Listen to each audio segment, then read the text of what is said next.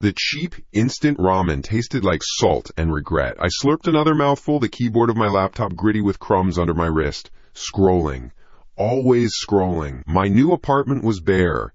4 white walls and a view of the brick building across the alley. It needed character.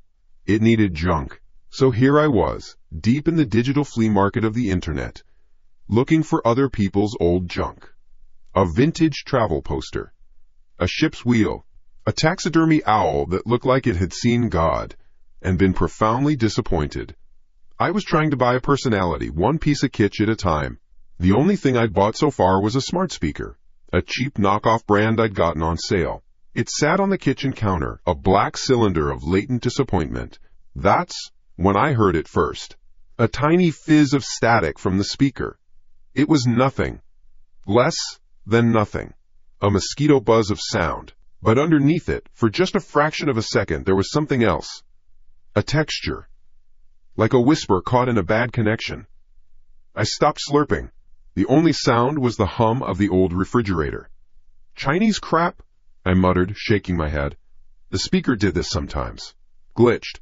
Probably picking up a fragment of a neighbor's Bluetooth. I went back to scrolling, the whisper already forgotten. My attention landed on a new listing. Antique wooden music box circa 1920s. The photo was grainy. The box was dark wood, inlaid with faded mother-of-pearl. There was no description of the song it played. It was just an object. Old. Silent. Perfect. The static fizzed again from the kitchen. Louder this time. And the whisper, it wasn't just texture anymore. It was a word. It slithered out of the speaker, thin and dry. Mine. I froze, my hand hovering over the trackpad. I looked from the laptop screen to the black cylinder on the counter. My stomach tightened. No way. It's a radio frequency. Some late-night talk show bleeding through. That's all. It had to be. But the timing. The perfect, impossible timing. I pushed my chair back, the legs scraping hard against the wood floor. The sound was ugly in the quiet room. I walked into the kitchen, my eyes locked on the speaker. It was just a piece of plastic. Inanimate. Dumb. I grabbed the power cord and yanked it from the wall socket. The small blue power light died. The silence that followed was heavy. It felt different. I stood there for a long moment, just listening to my own breathing. I felt stupid, spooked by a faulty speaker. I needed to get out more. I walked back to my laptop, but the appetite for ramen and antiques was gone. My apartment didn't feel empty anymore. It felt watched. I ran a hand over my face. It was just a coincidence. A weird, creepy coincidence. My phone buzzed on the table next to the laptop. I picked it up. A new message. The sender was an unknown number. Just a string of digits. My blood went cold. The message was 3 words. Plug it back in. I stared at the screen. The letters were stark white against the black background. This wasn't a coincidence. This was a prank. It had to be. One of my asshole friends. Mark, probably. He'd find this hilarious. My fingers trembled slightly as I typed a reply. Very funny. Who is this? I hit send. I watched the screen. The little delivered receipt appeared underneath my message. I waited. 1 minute. 2. No reply. The 3 little dots that signified someone was typing never appeared. Just silence. Okay. Not funny anymore. My heart started a low, heavy drumbeat against my ribs. I stood up and walked to the front door, peering through the peephole. The hallway was empty, lit by the buzzing fluorescent lights. I checked the deadbolt. Locked. The chain was on. I was secure. I was telling myself I was secure. I walked back to the table, still no reply on my phone. My eyes scanned the apartment. The windows were locked. I was on the 3rd floor. There was no fire escape. No one could get in. And yet. My phone screen lit up again. Another message from the same number. My breath hitched in my throat. I forced myself to look. We were talking. We? My mind raced, trying to connect the dots. The whisper. The word mine. The music box. The texts. This wasn't a prank. The cold dread that had been pooling in my gut turned into a spike of pure ice. This was real. Something was happening, and I was in the middle of it. Who is we? What the hell did it want? I stood in the center of my small living room, my gaze darting from the dark screen of my phone to the dead speaker in the kitchen. My own home had become alien territory. Every shadow seemed to stretch, to deepen. The familiar hum of the refrigerator now sounded like a low growl. The entire building felt silent, as if every other tenant had vanished, leaving me alone with this thing on my phone. Then the world went black. Not a fade, a switch flip. The glow from my laptop screen vanished. The hum of the refrigerator died. The digital clock on the microwave went dark. A total power outage. Darkness. Absolute and sudden. I stood paralyzed. My eyes strained against the black, finding nothing. My ears strained, hearing only the frantic, rabbity thump of my own heart. I held my breath, waiting. Click. It was a sound so small, so insignificant that I almost thought I'd imagined it. It came from the front door, a soft, metallic sound. Click, click. My blood turned to ice water. It was the sound of the deadbolt. Someone was turning it. From the outside. Slowly, methodically. Testing the lock. My lungs burned. I needed to breathe, but I was terrified to make a sound. I took a shuffling step backwards, my bare foot hitting the leg of the table. The laptop wobbled. I froze, my body rigid. Did it hear that? Proper-y. Silence. The clicking stopped. Had it given up? Was it gone? Then a new sound. A faint, dry scrape against the wood of the door. A whisper of movement. It wasn't trying the lock anymore. It was just there, waiting, listening for me, just as I was listening for it. I was a prisoner in my own home. A mouse in a box with a cat sitting on the lid. My mind screamed commands I couldn't obey. Run, hide, fight. But my legs were lead. My throat was sealed shut. I couldn't move. I couldn't scream. I could only stand in the suffocating dark and listen. Listen to the person, the thing, on the other side of the door. The seconds stretched into an eternity, each one thick with terror. My heart hammered against my ribs, a desperate drum in the void. My skin was clammy, my palms slick with sweat. I imagined the door swinging open. I imagined a shape stepping through the frame. And then, as suddenly as they went out, the lights flickered back on. The refrigerator hummed back to life. The microwave clock blinked 12 o'clock. The world was back. The sound at the door was gone. For a moment I just stood there, blinking in the sudden, harsh light. My body was shaking, a tremor I couldn't control. Was it over? Did I dream it? Adrenaline surged through me, overpowering the fear. I ran to the door, my feet slapping against the floor. I didn't think. I just acted. I fumbled with the chain, my fingers clumsy and slick, and flung the door open. The hallway was empty. Clean. Silent. Nothing was out of place. No scratches on the door. No sign that anyone had ever been there. It had to be in my head. A power surge. A waking nightmare brought on by stress and bad ramen. I slammed the door shut, locking the deadbolt, refastening the chain. I leaned my forehead against the cool wood, my chest heaving. Breathing. Just breathe. I turned around, my eyes sweeping the room, desperate for normalcy. They landed on my laptop, still sitting on the table where I'd left it. The screen was on. I walked towards it slowly, a final, creeping dread unwinding in my chest. Something was wrong. The web page was different. It wasn't the antique listing site anymore. I stood over the table and looked down. It was a checkout page, an order confirmation. My name, my credit card information, pre-filled. And at the bottom of the screen, in bold green letters, was a thank you message. Thank you for your purchase. Your item will be shipped shortly. Below the text was a picture of the item, the dark, wooden music box. And next to it, the shipping address. My address. This apartment. It was coming here. The morning light was a liar. It streamed through the window, clean and sharp, trying to paint over the memory of the night. It almost worked. Almost. In the unforgiving clarity of day, the whole thing felt stupid. A power surge. A prankster with a number spoofer.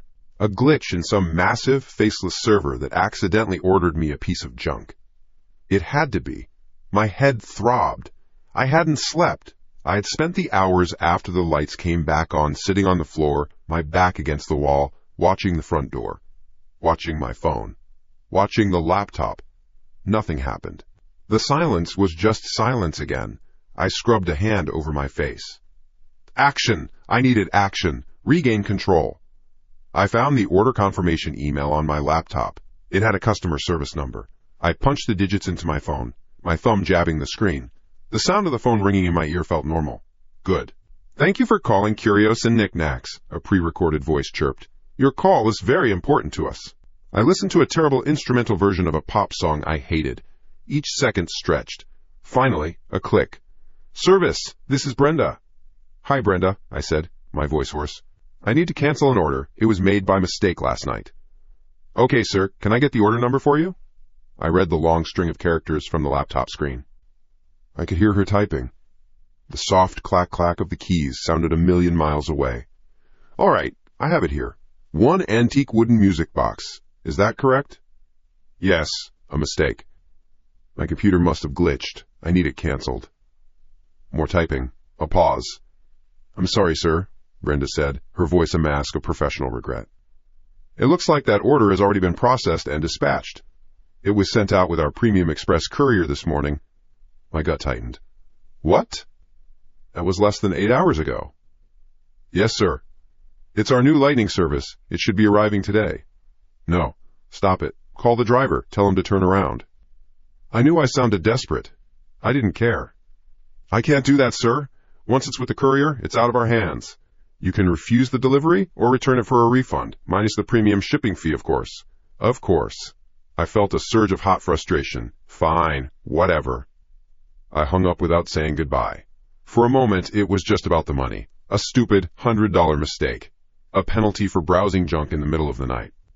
A story I'd tell Mark later. We'd laugh about it. I'd force myself to laugh. The doorbell rang. The sound shot through me like a jolt of electricity.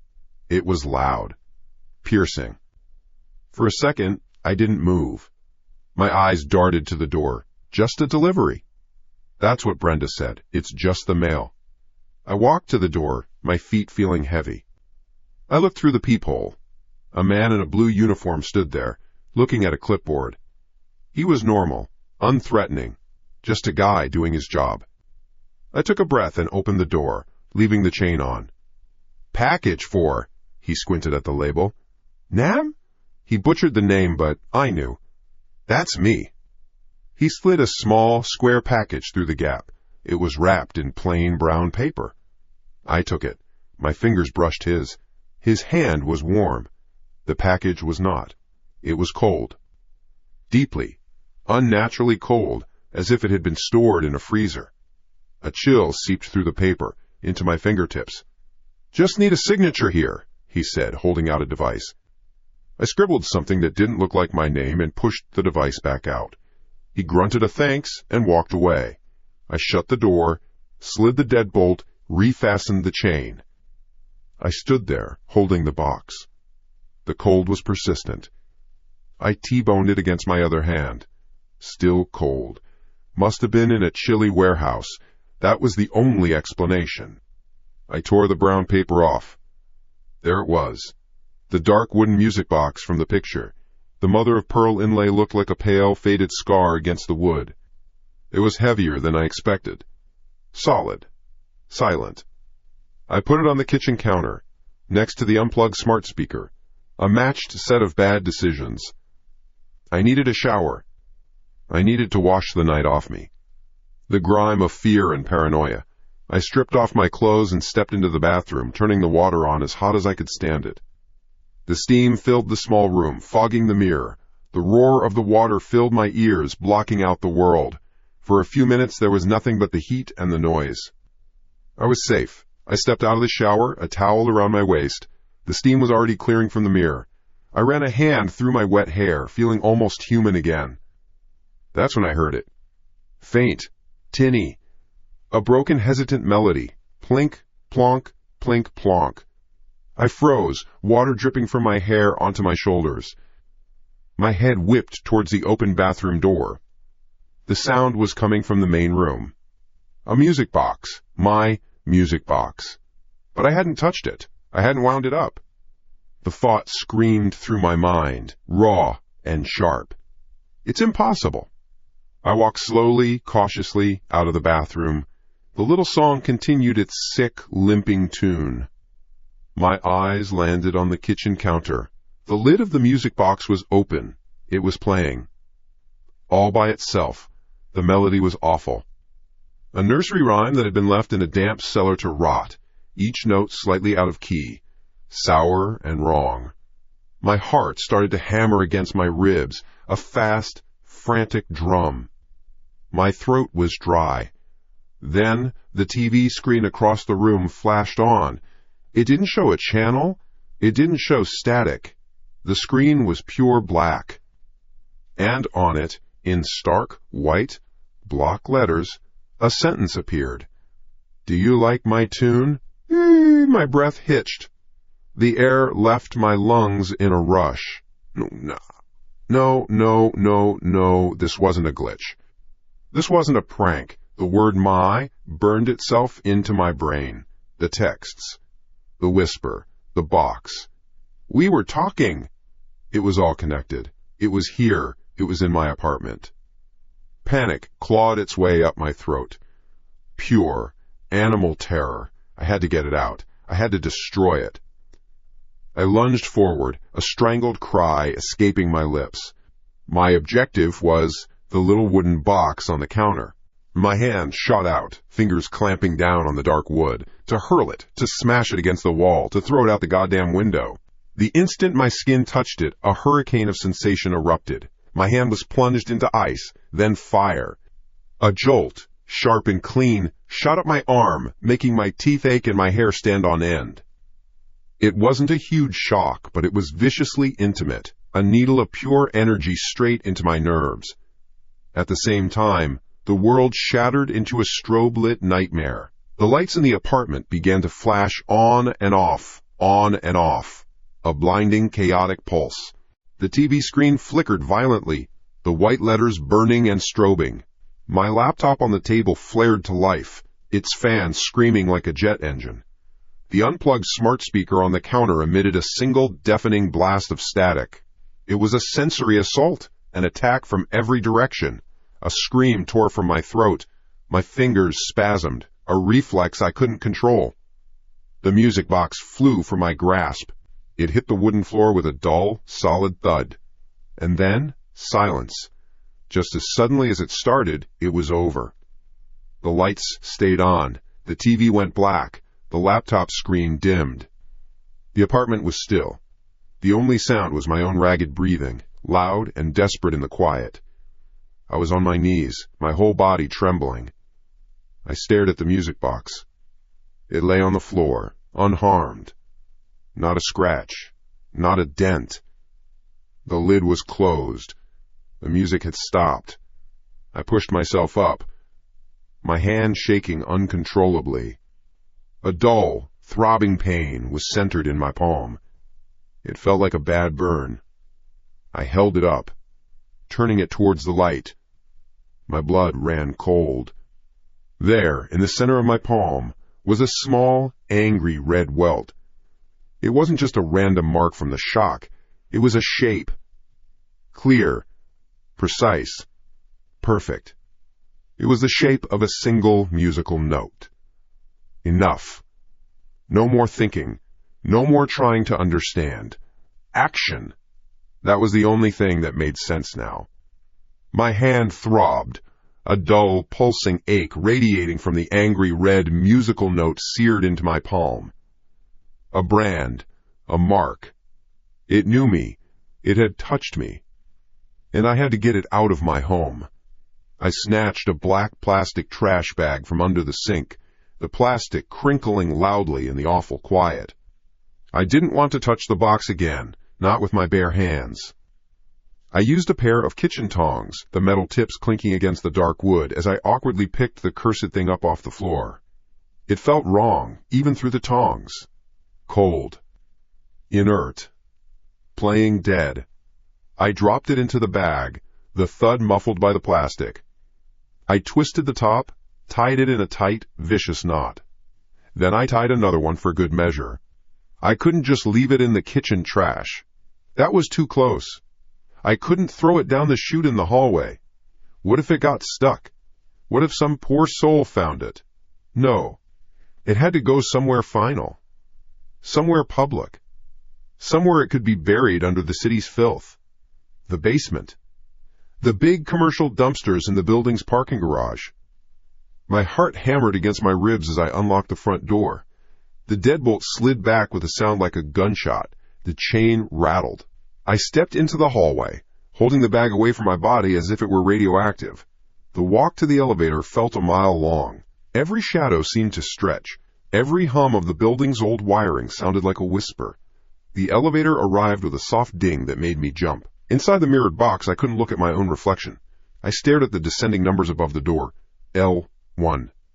B. The doors slid open to the smell of damp concrete, exhaust fumes, and garbage.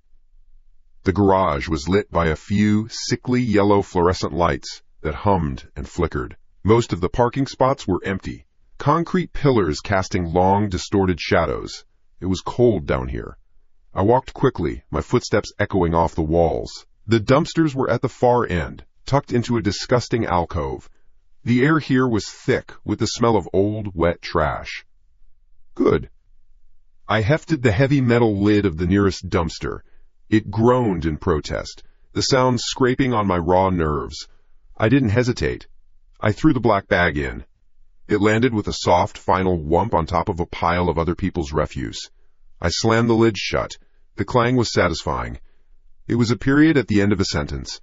Done. Finished. I practically ran back to the elevator, my breath coming in short, sharp gasps. My palms still throbbed, but the feeling of relief was a powerful drug. It's over. Just a freak incident. A hacked piece of tech with some kind of short-circuiting gimmick. It's in the trash. It's gone. Back in my apartment, I locked the door, slid the deadbolt, fastened the chain. I looked at the spot on the floor where the box had been. Empty. Good. I looked at the TV. Black. The laptop. Asleep. I walked over to the laptop, opened it, and found a roll of black electrical tape in my junk drawer. I tore off a piece and pressed it firmly over the small, dark eye of the built-in camera. Then I did the same to my phone's front-facing camera. A small, stupid act of defiance. But it made me feel better. It made me feel like I was taking my space back. Exhaustion hit me like a physical blow. The adrenaline was gone, leaving only a deep, bone-weary fatigue. I needed sleep. I needed to let my brain shut down and reset. I fell into bed without even bothering to turn off the lights, pulling the covers up to my chin. The throbbing in my palm was a dull lullaby. It's over, I told myself, sinking into the mattress. It's over. It's over. My eyes slid shut. I woke up because I was cold, a deep, penetrating cold that had nothing to do with the night and everything to do with the air on my skin. My eyes snapped open. I was still in bed, the lights still on, but the air was moving. A draft. My head turned slowly, a sense of dread pooling in my stomach. The window, the large window in my bedroom, was open, not just cracked. It was slid all the way open, the thin curtain fluttering gently in the night breeze. I never opened that window. Ever. The street noise is too loud. I know I didn't open it. I was sure of it. My blood went cold. I sat up, the blanket falling away. I swung my legs out of bed, my bare feet hitting the cold floor. I walked to the window, every muscle in my body tense. My mind was screaming, "How?" I reached out, my hand shaking, and slid the window shut. I locked it. The click was tiny, insignificant against the sudden roaring silence of the room. My apartment was on the 5th floor. There was no fire escape on this side of the building. No ledge to speak of. It was a sheer brick wall down to the alley that led to the parking lot. I stood there for a long moment, just breathing. Maybe I was wrong. Maybe in my exhaustion I'd opened it and forgotten. A sleepwalking thing. It had to be. It was the only explanation that didn't make me want to scream.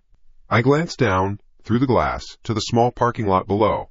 My car was parked in its usual spot, directly under a streetlight. And my heart stopped. I mean, it literally stopped. For one solid second, my entire body forgot how to function. I couldn't breathe. I couldn't think. All I could do was stare. On the hood of my car, sitting dead center, in the cone of orange light from the lamp post, was the music box. It wasn't in a bag. It was just there. Dark wood, the mother-of-pearl inlay glinting, placed perfectly, like a trophy, like a statement. All the air rushed out of my lungs. No, no, no, no, no, no. It was impossible. I threw it away. I saw it go in. I heard it. How? How could it be there? This wasn't real. This was a dream. It had to be a dream.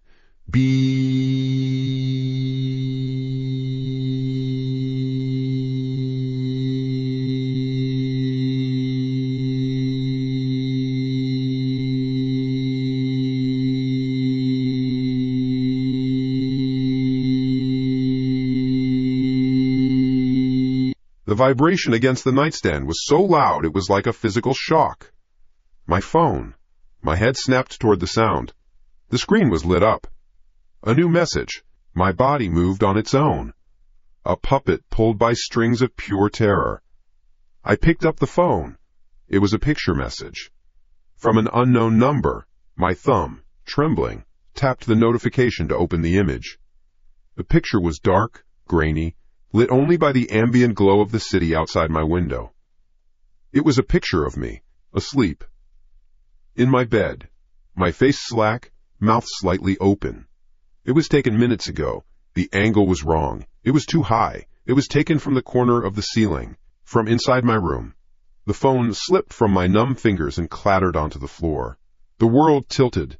The air in my lungs turned to ice. It's in the house. It was never in the box. Or it was in the box and now it's out. It doesn't matter. It's here. Right now. In my apartment. Panic was a hot wire in my veins. My eyes darted around the room, seeing threats in every shadow, in the shape of the clothes on a chair, in the dark void of the open closet door. Hide. Run. Fight. My brain was a mess of useless, primal commands. The front door was too far away. The hallway between my bedroom and the door felt like a death trap. Fight. Under my bed, I kept an old wooden baseball bat from college. My fingers scrambled against the floorboards, searching for it. They brushed against the cool, smooth wood. I pulled it out. It felt heavy, solid, something real in this nightmare. I gripped it tight, my knuckles white, the sting in my branded palm a distant memory. Where? The picture was from in here. But the window was closed. I closed it. Did it leave?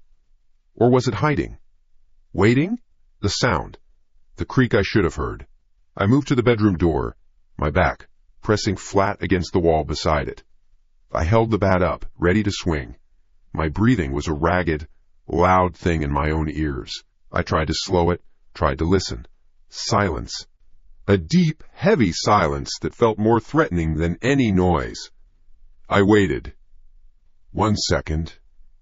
10. 30. A minute. Nothing. Maybe it was gone.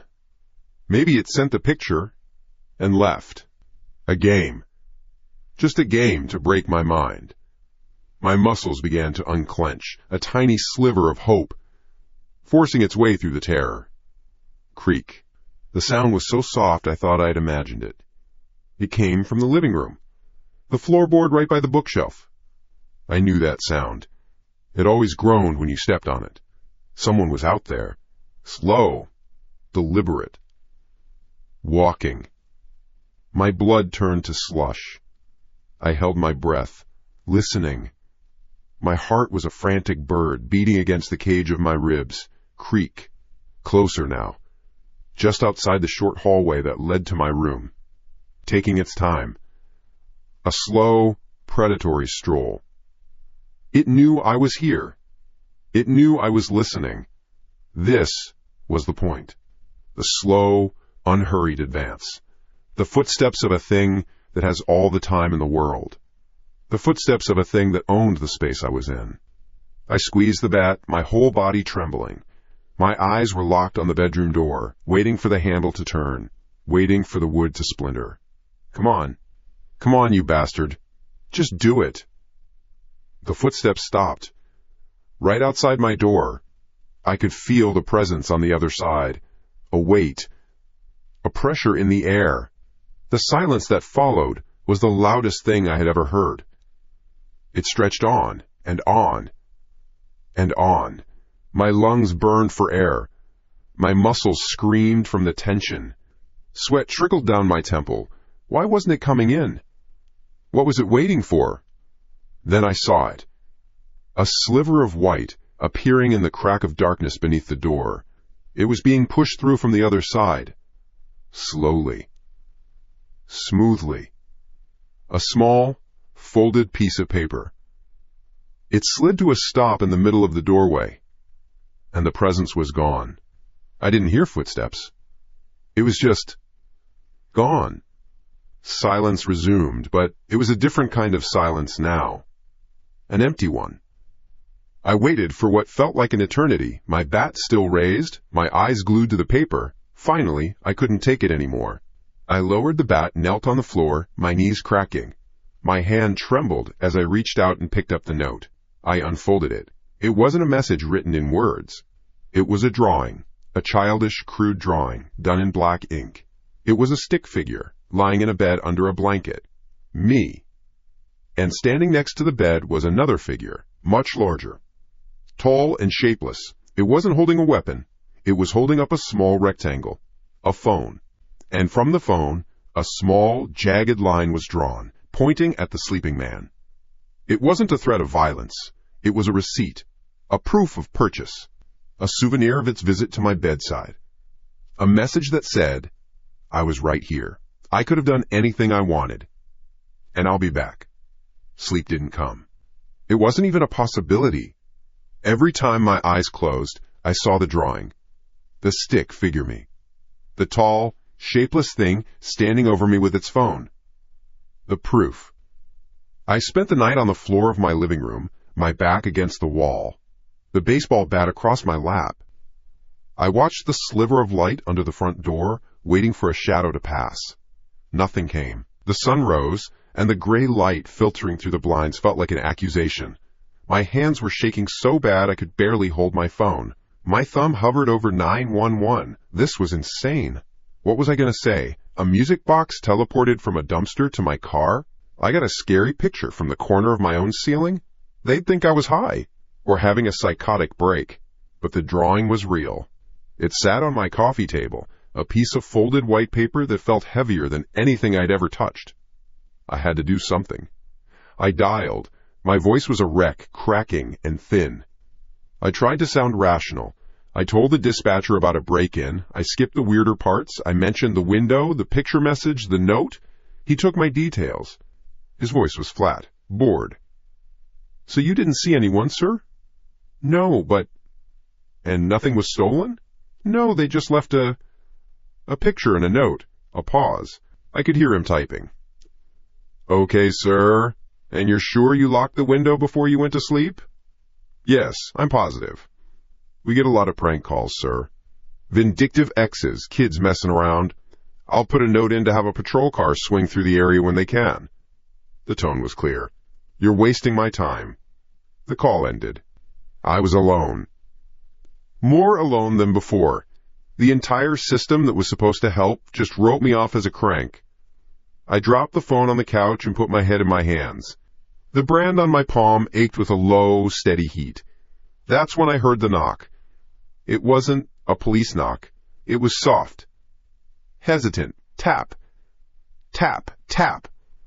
My heart jumped into my throat. I grabbed the bat, my knuckles white. I crept to the door, my whole body a single, coiled muscle. I looked through the peephole. An old woman stood there. Wrinkled face, gray hair in a tight bun, my next-door neighbor, apartment 5B. I'd seen her a few times in the hall. We'd nodded. That was it. I undid the chain, the deadbolt. I opened the door a crack, keeping the bat behind my back. Yes, her eyes, small and cloudy behind thick glasses, looked past me into my apartment. She seemed annoyed. I'm sorry to bother you, she started, her voice raspy, like dry leaves skittering on pavement. But your music. All night long. My brain stuttered. My music? Yes, she said, her lips a thin, impatient line. That tinny music box sound. Over and over. It was very faint, but it was enough. I couldn't sleep a wink. The air left my lungs. The bat felt slick in my sweating hand. "That's impossible," I said, the words coming out as a strangled whisper. "I don't have a music box in here." She frowned, her gaze hardening. "Don't lie to me, young man. I know what I heard. It came right through the wall. A little plink-plonk tune, repeating and repeating. If it happens again tonight, I'm calling the landlord." She turned to leave, muttering to herself. An old, forgotten instinct, some piece of politeness buried under the terror, made me glance at her. And I saw it, on the thin, wrinkled skin of her right wrist, just peeking out from the sleeve of her cardigan. A bruise, faded, purplish-brown, but the shape was unmistakable. It was a perfect, tiny musical note, the exact same brand that was seared into my palm. "Your wrist," I said, my voice suddenly loud in the hallway. She stopped. She didn't turn around. Her whole body went stiff. "What happened to your wrist?" I took a step out of my apartment, my voice shaking. "The mark. I have it too." Slowly, she turned back to me. The annoyance was gone. Her face was a mask of something I couldn't read. Confusion. Then a flicker of what looked like pure fear. Her eyes darted from my face down to my hand, the one not holding the bat. She pulled her sleeve down, covering the mark. "I don't know what you're talking about," she stammered, her eyes wide. She fumbled with the keys to her door, not looking at me anymore. "You leave me alone." She got the key in the lock, shoved the door open, and practically fell inside, slamming it shut behind her. The click of her deadbolt was like a gunshot in the silent hall. I stood there, my mind reeling, trying to process the impossible. The music. The mark. She has it too. BZZZT. The phone in my pocket vibrated. A new message. My blood went cold. I knew who it was from. With a trembling hand, I pulled it out. An unknown number. One line of text, all in capital letters. "Don't bother my friends." The world tilted. The hallway felt like it was closing in. It wasn't just in my apartment. It wasn't just my car, my phone, my mind. It was in the walls. It was next door. A friend? That frail old woman was its friend? Or something else? Another victim? Another puppet? No. No more questions. No more waiting to be terrorized. Anger, hot and clean, cut through the fear. I didn't know what was happening, but she did. She knew something, and I was going to get it out of her. I ran the 2 steps to her door and pounded on it with my free hand. "Open the door! We need to talk! Now!" Silence. "I know you're in there. I saw the mark. What is it? What does it want?" I slammed my fist against the wood again. "Open up!" The door moved. It swung inward under the force of my blow. It wasn't locked. She hadn't locked it. Or it had been unlocked for me. A smell hit me first. Dust, old paper, and something else. Something sickly sweet, like rotting flowers. "Ma'am?" I called out, pushing the door fully open. I took a step inside, and the world fell away. Her apartment was empty. Not a stick of furniture. No couch, no table, no bed. Just bare floors and naked walls, except the walls weren't naked. Every single inch of them, from floor to ceiling, was covered in pictures of me. Hundreds of them. Thousands. Photos of me getting mail from the lobby. Photos of me carrying groceries. Photos of me at my desk, seen through my window from an impossible angle. Photos of me on my couch, watching TV. And photos of me sleeping. Dozens and dozens of photos of me in my bed, mouth agape, completely vulnerable. The photo it had sent me last night was just one of a massive, horrifying collection. It was a shrine, a museum of my life, curated by a monster. In the exact center of the empty room, on a small, crude wooden pedestal, sat the music box. It was closed, silent, dark wood and mother-of-pearl inlay, looking innocent and ancient. It was the altar. It was the god of this horrifying church. I stumbled backward, a sound escaping my throat that was half scream, half sob. My heel hit the doorway. I had to get out. I had to run. I spun around, ready to bolt, to flee this building, this city, this life. And I ran right into something. Someone. It was her. The old woman. She had been standing right behind me the entire time, silent as a grave. I hadn't heard her enter. I hadn't heard a thing. I fell back into the room, scrambling away from her on the floor, the bat clattering uselessly from my grip. She didn't move. She just stood there in the doorway, blocking the only exit. She looked down at me, her face calm. The fear was gone. The annoyance was gone. There was only a deep, bottomless pity in her eyes. A small, strange smile touched her lips. It didn't reach her eyes. "You can't get away," she whispered, her raspy voice filling the empty room. "It's too late for that." She looked from my horrified face to the music box on its pedestal, and then back to me. "It chose you," she said, "just like it chose me." I didn't shove her. I just moved. A clumsy, backward scramble that was more falling than running. Her pitying smile burned itself onto the back of my eyes. The words, "It chose you," echoed in the hollow space where my thoughts used to be. My feet found the hallway. My own door, number 5A, was an inch from her. A universe away. I fumbled for my keys, my hand shaking so hard the metal rattled like a dying man's last breath. The key scraped against the lock. Missed. Scraped again. The soft click of her door closing behind me was the starting gun. I got the key in, twisted, and threw myself inside my apartment. I slammed the door shut. The deadbolt slid home with a heavy thunk. The chain rattled as I slid it across. I leaned my full weight against the wood, my cheek pressed to the cool paint, sucking in air in ragged, painful gasps. My apartment. My space. My sanctuary. It wasn't. It was a cage, and I just locked myself inside with the monster. No, get out. That was the only thought. It wasn't one coherent instruction, but 1,000 panicked voices screaming the same thing. Get out now, leave the city, leave the state, go somewhere it can't find you. A plan, hot and desperate, formed in the chaos. A backpack.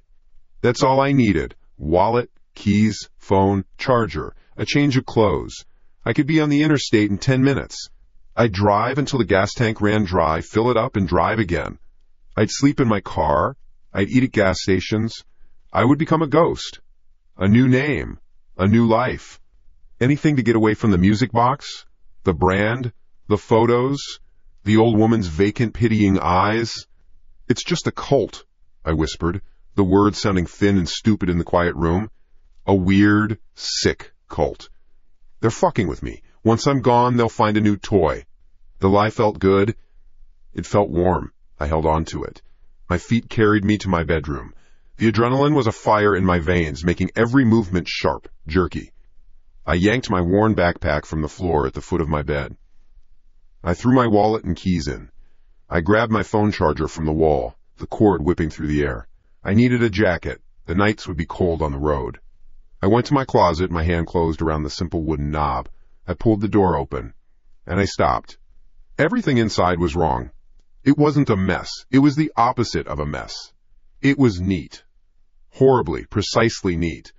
All my hoodies, my t-shirts, my button-downs, they were all on their hangers, but they were all hanging upside down. The hooks of the hangers were looped through the bottom hems, so the necklines all brushed against the closet floor. A neat row of decapitated clothes, swaying slightly in the draft from the open door. My brain refused to process it. It was like looking at a word spelled so incorrectly that it ceased to be a word at all. I reached out a trembling hand and touched the sleeve of a blue sweatshirt. The fabric was real. This was real. When did I do this? I didn't. I never would. I was a throw it on the floor kind of guy. I was a shove it in a drawer kind of guy. I was not this. This was alien. This was insane. That's when the second thought hit me, cold and sharp as a shard of glass in the gut. It wasn't just the closet. My eyes lifted from the impossible clothes and scanned my bedroom. I hadn't noticed. In my panic, in my mad dash to escape, I hadn't seen a single thing. Now I saw everything. The small bookshelf next to my bed. Every single paperback was placed with its spine to the wall, the white pages facing out. A library of blank tombstones. My sneakers, the ones I'd kicked off by the door last night, were not in a heap. They were placed side by side, perfectly parallel, with their dirty soles pointing at the ceiling. My breath hitched. I backed out of the bedroom, my gaze darting around the living room, seeing it for the first time. The single-framed poster I owned, a print of a New York City skyline, was hanging upside down. The Empire State Building plunged toward the floor like a falling spear. The stack of magazines on the coffee table wasn't a messy pile. It was a neat, squared-off stack, but the bottom magazine was on top, the top one on the bottom. My television remote was on its stand, but resting on its buttons, the smooth back facing up. It was everywhere. A quiet, creeping inversion of my entire life. How long? How long had it been like this? A day? A week? How could I have lived in this place, this funhouse mirror of my apartment, and not noticed the screaming wrongness of it all? The answer was a poison that spread through me instantly. It had to have been slow, one thing at a time. A book one day, a pair of shoes the next, a picture frame a week later. So subtle, so gradual, that my lazy, unobservant mind had just accepted it, corrected for it without conscious thought. It was gaslighting on an environmental scale. It hadn't just broken into my apartment, it had redecorated. It had curated my life into a silent, screaming joke. The walls weren't a sanctuary. They were a canvas for its art, and I was the subject who was too stupid to even see it. The feeling of being watched was no longer a fear. It was a fact. It was a law of physics in this space. It had been here. It had touched everything. It had stood where I was standing, its hands on my things, turning my world upside down, bit by excruciating bit. That's when I heard it. Plink, plonk, plink, plonk, plink. It wasn't coming through the wall. It wasn't faint. It was here. Close. The tinny, awful melody of the music box. My head snapped toward the sound. The bedroom. It was coming from the closet. The blood drained from my face. My legs turned to water. It was back. Or it had never left. It was in the closet, with the upside-down clothes, playing its little song. The lie about the cult crumbled into ash. This was not a group of people. This was a thing. And it was toying with me. My mind went blank with pure animal terror. The drive to escape, to run, was erased by a more primal instinct. Hide. I couldn't get to the front door. The bedroom was between me and it. My only option was to disappear. I dropped to the floor, my movements clumsy, loud. I scrambled on my hands and knees, the rough carpet scraping my palms. The bed. I had to get under the bed. It was a child's solution, a stupid, hopeless move. But it was the only move I had. I squeezed myself into the dusty space beneath the mattress, my back pressing against the wall. I pulled my legs in, curling into a ball. The springs of the box spring dug into my shoulder. The air was thick with the smell of dust and old socks. I clamped a hand over my mouth, stifling the sound of my own ragged breathing. The music continued for a few more notes, a cheerful, horrifying lullaby. Then it stopped. Silence. A heavy, waiting silence. I could hear my own heart, a frantic rabbit drumming against my ribs. Don't breathe. Don't make a sound. Don't move. Creak. The sound of the bedroom door swinging open. Slow. Deliberate. My eyes, wide in the gloom under the bed, were locked on the slice of hallway I could see through the gap. Something blocked the light. A pair of feet. They were bare. The skin was pale, almost gray and caked with dirt. The toenails were long and yellowed, curving over the tips of the toes like claws. They were not the old woman's feet. They were long, slender, ageless. The feet took a step into the room. Then another. They moved without a sound, a phantom glide across the carpet. They walked a slow circle around the room, a predator tasting the air. I watched them pass the foot of the bed, my entire body rigid. They paused by the bookshelf, then turned. They walked along the other side of the bed, so close I could have reached out and touched the cracked, filthy skin of an ankle. Then they stopped, right beside my head, separated from me only by a thin bedskirt. I held my breath until my lungs burned. My vision started to swim. My hand over my mouth was slick with sweat and spit. Please, go away. Just go away, please. The feet didn't move, The silence stretched for an eternity. It was a living thing, that silence, pressing down on me, crushing me. Then the feet turned. They faced the bed, and slowly, with a creaking of unseen joints, they knelt down. The fabric of the bed skirt lifted. A face appeared in the gap, filling my entire world. It was upside down, the chin at the top, the forehead at the bottom, a cascade of long, dark, stringy hair brushing the dusty floor. It wasn't the old woman. It was something else entirely. The skin was tight over sharp cheekbones, the color of old parchment. The eyes were huge, black and depthless, two polished stones that drank the light. They stared directly into mine. It wasn't angry. It wasn't monstrous in the way of fangs and snarls. It was worse. A slow smile spread across its inverted lips, a pulling of skin that was utterly devoid of humor or warmth. It was a smile of discovery, of ownership. It didn't attack. It didn't scream. It just watched me, my pathetic, trembling form huddled in the dust. It took a quiet, rattling breath, and a voice like dry static, like a radio playing in a dead world, whispered from its upside-down mouth. "Found you." My body moved before my brain did. One moment, the upside-down face filled my world, whispering its claim. The next, I was a blur of pure, animal panic. I shot backward, my skull cracking against the wall under the bed with a wet, hollow thud. Stars exploded behind my eyes, but the pain was distant, a signal from a faraway planet. The face didn't flinch. Its smile just widened. It wasn't a cage. My apartment wasn't a cage. It was a tomb, and the lid was closing. I twisted, kicking out, my heel catching a bed slat instead of a face. I scrambled out from under the bed on the far side, my hands and knees screaming as they ground into the carpet. I didn't look back. I couldn't look back. Looking back was death. The bedroom door was open. The living room. The front door.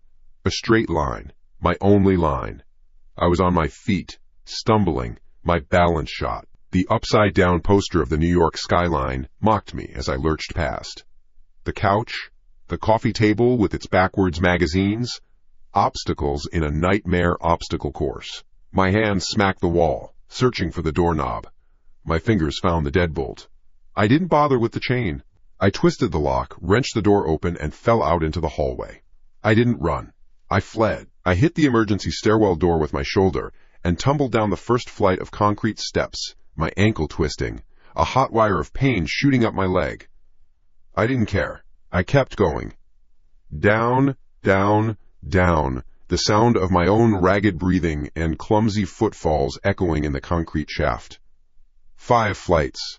4. 3. Each landing was a victory. Each step was a mile away from that thing. The lobby door flew open. The cold night air hit me like a physical slap, cutting through the sweat on my face. I didn't have my keys, my wallet, or my phone. I didn't have shoes. The cracked, gritty pavement of the sidewalk bit into the soles of my feet. I didn't care. I just ran. There was only one place to go. One person who might believe a fraction of this insanity. Jake lived 12 blocks away. It was the longest 12 blocks of my life. I was a lunatic spectacle, a shoeless man in a t-shirt and jeans, sprinting through the late-night city streets, flinching at every shadow, every car headlight. A few people stared. I didn't see them. I just saw the upside-down face, the black eyes burned onto the back of my own. I reached his building, a brick walk-up identical to 100 others. I hammered on the front door until my knuckles were raw. The buzzer squawked. I yelled his name, my voice cracking. "Jake, it's me! Let me in!" The lock buzzed, a sound more beautiful than any music. I threw the door open and took the stairs 2 at a time, my lungs on fire. He was standing in his open doorway on the 3rd floor, shirtless, in plaid pajama bottoms, his face a mess of sleep and confusion. "What the hell, man? It's 2 in the morning. Where are your shoes?" I pushed past him, into the safety of his apartment, and slammed the door shut behind me. I slid the deadbolt and leaned against the wood, my body shaking in violent, uncontrollable tremors. Jake's apartment was a temple of normalcy. A pizza box on the counter, a PlayStation controller on the coffee table, a hoodie slung over the back of a chair. It was real. It was sane. "Someone's after me," I gasped, the words tumbling out. "In my apartment." It touched everything. It turned everything upside down. The clothes, the books. It was under my bed, Jake. He stared at me, his eyes wide. He saw the panic, the dirt on my feet, the wild terror in my eyes. He was my friend. He didn't understand, but he saw I was falling apart. Okay, man, sit down. Just breathe." He led me to the couch. The cushion was soft, safe. He brought me a glass of water. My hand shook so badly the water sloshed over the rim. I told him everything. The music box, the brand on my shoulder, the old woman, the upside-down room, the face. He listened. He didn't interrupt. When I finished, the apartment was quiet. He rubbed the back of his neck, a deep line forming between his eyebrows. "A stalker," he said, more to himself than to me. "A really, really sick stalker. Or you had a night terror, man. A really vivid one. It was real, Jake. The brand is real. The room was real." "Okay," he said, holding up his hands. "Okay. I'm not saying it wasn't. You're safe here. That's all that matters. You can crash on the couch. We'll figure this out in the morning. We'll call the cops. We'll do whatever you need." He was trying to rationalize it. I didn't blame him. An hour ago I would have done the same. But having him here, believing even a part of it, was an anchor. The violent shivering in my chest began to subside. I was with someone. I wasn't alone. The fear was still there, a cold stone in my gut, but it was no longer all-consuming. Jake got me a blanket and a pillow. He went back to his room, leaving his door cracked open. "Yell if you need anything," he said. The light from his room spilled a thin, reassuring line across the living room floor. I curled up on the couch, pulling the blanket tight around me. I didn't close my eyes. I just stared at the sliver of light from Jake's room, a lifeline in the dark. For a while there was nothing but the hum of the refrigerator and the distant siren of a city that never slept. My heartbeat slowly returned to a normal rhythm. Maybe Jake was right. Maybe I was safe here. Maybe it just wanted the apartment. Maybe it wouldn't follow. That's when the phone rang. It wasn't the cell phone. It was the landline, an old beige phone on a small table by the wall. Its ring was a piercing, electronic shriek from another decade. It cut through the quiet of the apartment like a razor. I froze. My gaze shot to Jake's bedroom door. The line of light was still there. He didn't stir. He was a heavy sleeper. The phone shrieked again and again. A relentless, stabbing sound. It had to be a wrong number. It had to be. But nobody used a landline at 2:30 in the morning. I couldn't let it wake him. I slid off the couch, my bare feet silent on the wood floor. I crept over to the table. The phone rang a fourth time, and I snatched the receiver off the cradle. "Hello?" I whispered, static. A loud, rushing hiss, like an ocean of white noise. I felt a prickle of something cold on my neck. "Hello?" I said again, louder this time. The static crackled, and then, woven inside the hiss, a voice emerged. It was the same dry, radio-static whisper from under my bed. "Your friend," the voice rasped, a sound like dead leaves skittering across pavement. "Sleeps soundly, doesn't he?" Ice flooded my veins. My breath caught in my throat. I slammed the phone down onto the cradle, my hand flying back as if the plastic was white hot. It knew. It knew I was here. It knew I was with Jake.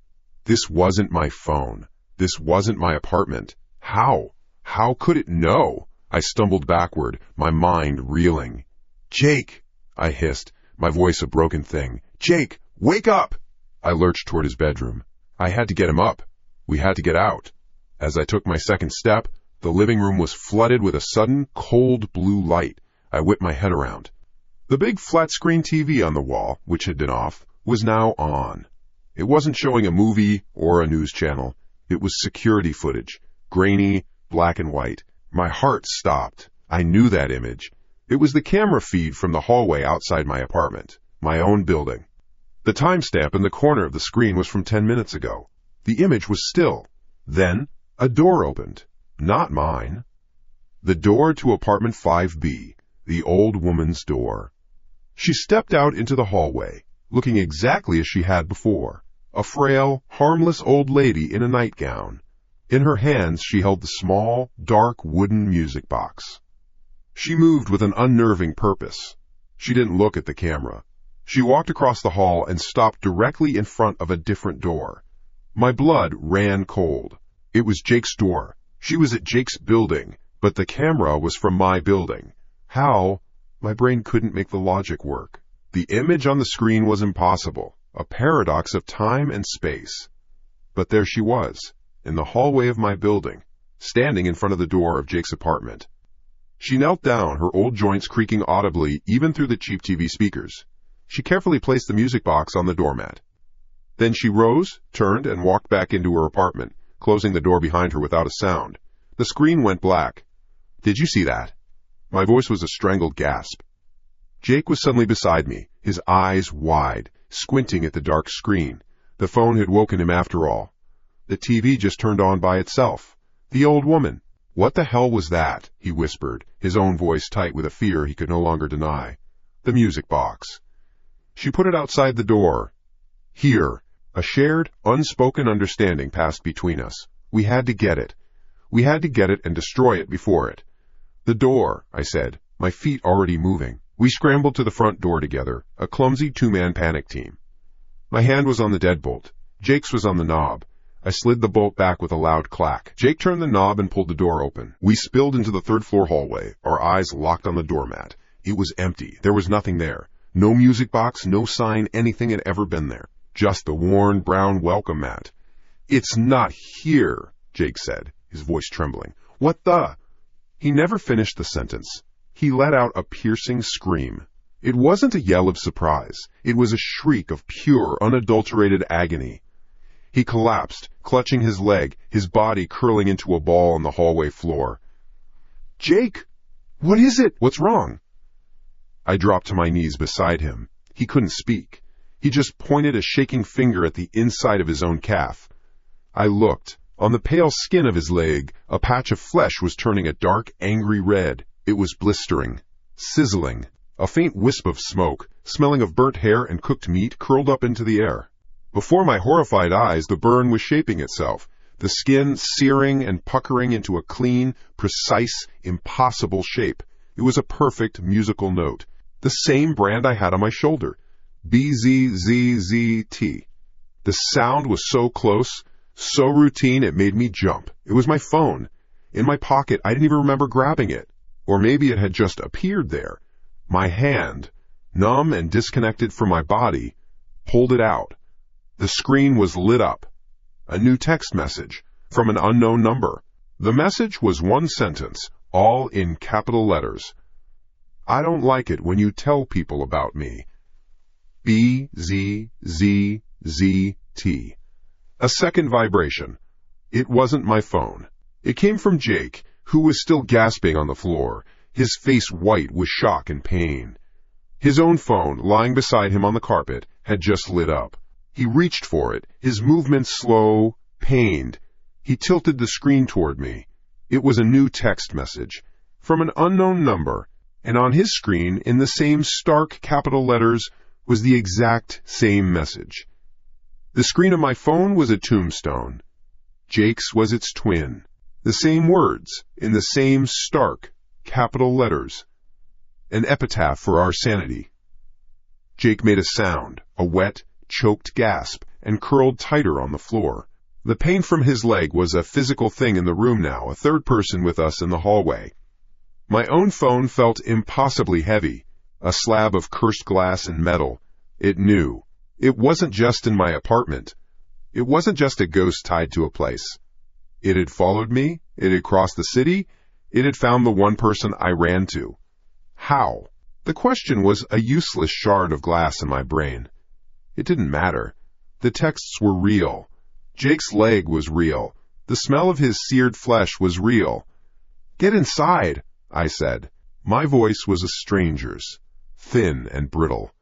"Now." I hauled him up. He leaned on me, hissing in pain with every movement. We stumbled back into his apartment, and I slammed the door, ramming the deadbolt home with the palm of my hand. The click echoed. A meaningless sound. Locks meant nothing to something that could burn you through walls and send messages to your phone. We were in the living room. The pizza box, the PlayStation controller, they were artifacts from another lifetime, a life that had ended 10 minutes ago. Jake collapsed onto the couch, his face pale and slick with sweat. He tore at the hem of his pajama pants, pulling the fabric up to stare at the brand on his calf. It was a perfect, raised, angry red musical note, identical to mine. "It's a hacker," he finally rasped, his voice tight. "It has to be. A hacker, playing some sick fucking game." His mind was doing what mine had tried to do. It was looking for a box to put the fear in. A label. A stalker. A hacker. Anything but the truth that was crouching in the corner of the room. The truth that this was something else entirely. But his logic was a lifeline, and I grabbed it. A hacker was something you could fight. A hacker used systems. Systems had flaws. "Okay," I said, my heart still hammering against my ribs like a trapped bird. "Okay, a hacker. A genius. Sick fuck of a hacker. But a hacker." The words tasted like ash, but I forced them out. "We find them. We find their weakness. Everything digital has a footprint. Everything."